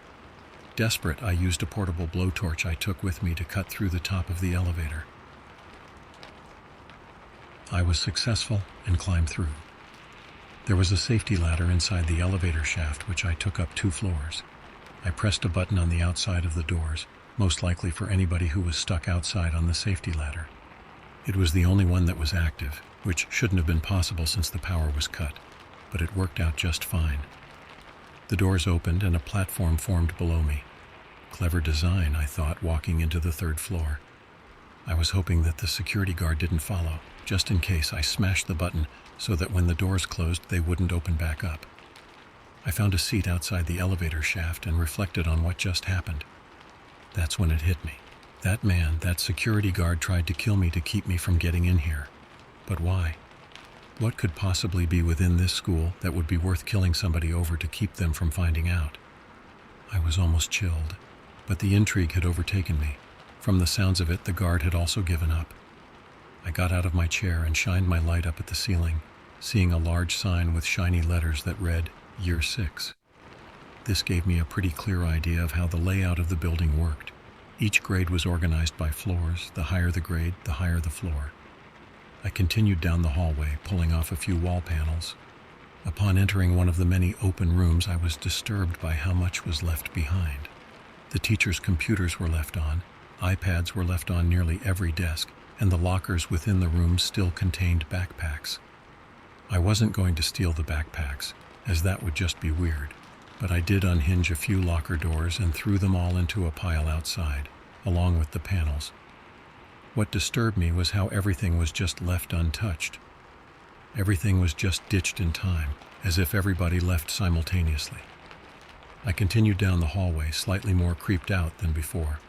I eventually ended up in a library. In said library were a few shut-down automated ramps going upwards and downwards. I went upwards, where the 7th grade was supposed to be. All checked a few of the classrooms, and just like the ones in the 2nd grade floor, supplies, tech, backpacks, everything was just left there. At least that meant more iPads for me. Still, it didn't feel right. I tried familiarizing myself with the layout, and I came to the conclusion that all of the outer walls were made of glass, most likely tinted. I went up another ramp, and this is where things get horrifying. The second I arrived on that floor, I heard a strange gravelly sound coming from above. I ignored it, going down the hall. The whole time, though, there was this disgusting smell, unlike anything I had ever smelled before. There was some thick liquid dripping from the ceiling. I just continued down the hallway, stealing from each and every room. While usually I would consider this a jackpot as worst, there was something that hindered my excitement for the gold mine I had hit, that being the school. There was a tapping sound coming from above me. It never followed me. It was in random places. Eventually, the sound ended up coming from directly above me. I nearly jumped when I came to the realization that these were footsteps.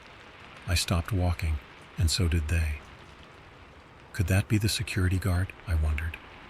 I looked out of the window at the other end of the hall, but I was wrong. Out there were the same amount of security guards there were patrolling before, all gathered up discussing something. I could even tell that the one that tried killing me was down there because of the large scratch on his helmet. I saw it because he was under a streetlight.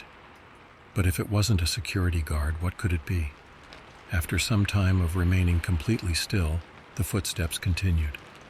I decided to lock myself in a room and looked for places to hide. But while scanning the classroom with my flashlight, I saw that all of the lockers were being rusted over. Or at least, I hope it was rust. Even more disturbingly, when my phone panned across a whiteboard, I saw one word written down on it: ditched. I wasn't taking any time to think about it. I just wanted this insane night to be over with. Whoever or whatever was lurking above likely knew the layout better than me.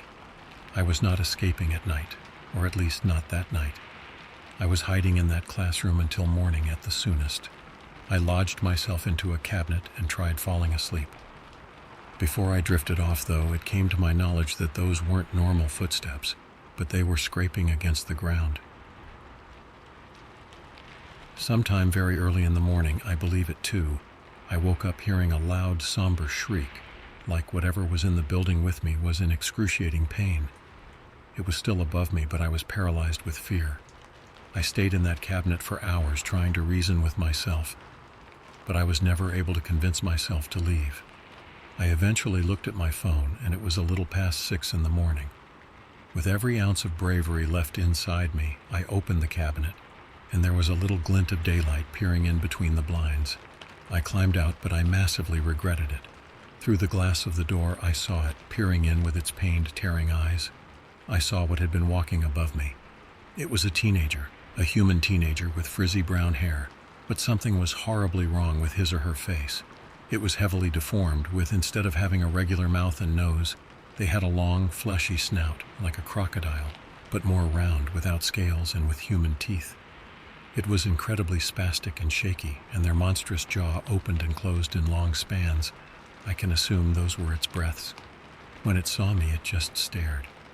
I was so scared I was almost crying at what was stood before me, separated by only an inch or two of glass.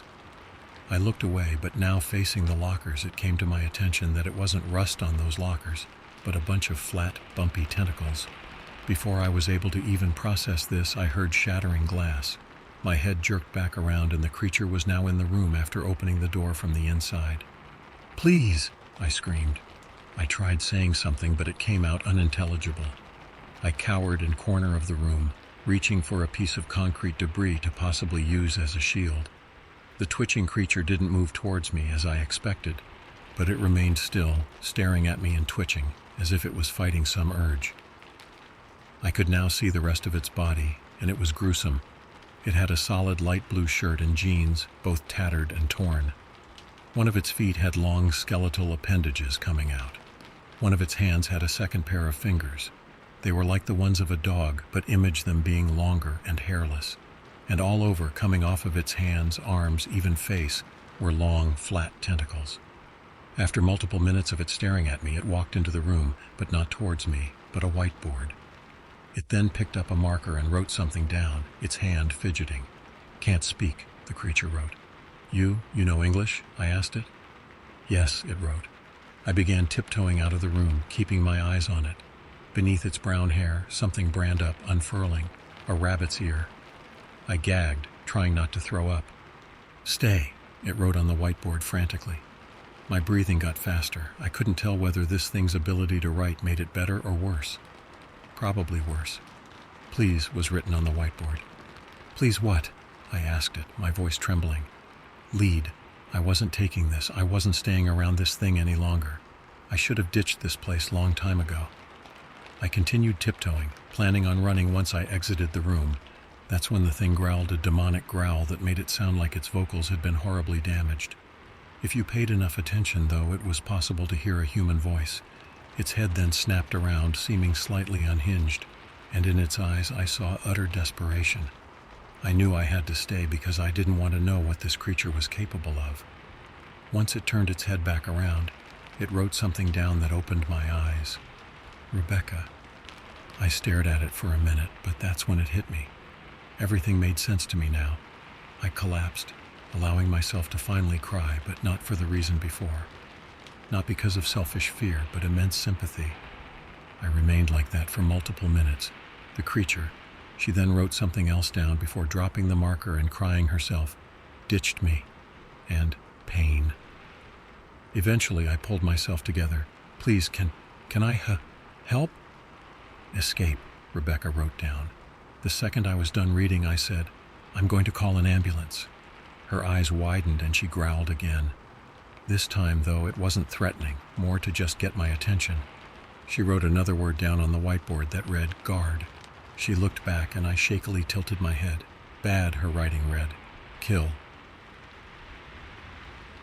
I didn't entirely understand what that meant, and she could have meant something else, but I had an idea. I wanted revenge on those guards anyways for trying to kill me, and killing them may have been our only way to escape, so I nodded my head. "I can get you out safe, Rebecca. I can get you out safe, and I'll make sure everything goes back to normal. I have a lot of money, so I'll hire the best doctors, I promise, Rebecca." She let out a tear, but not of pain, of happiness. Her jaws began moving, and she made some horrible gurgling sound. When I listened closely, though, I heard a feminine voice saying, "Thank you." I walked back to the corner of the room and picked up the debris, noticing a hole in the wall. I looked through and saw a classroom with a gaping hole in the ceiling.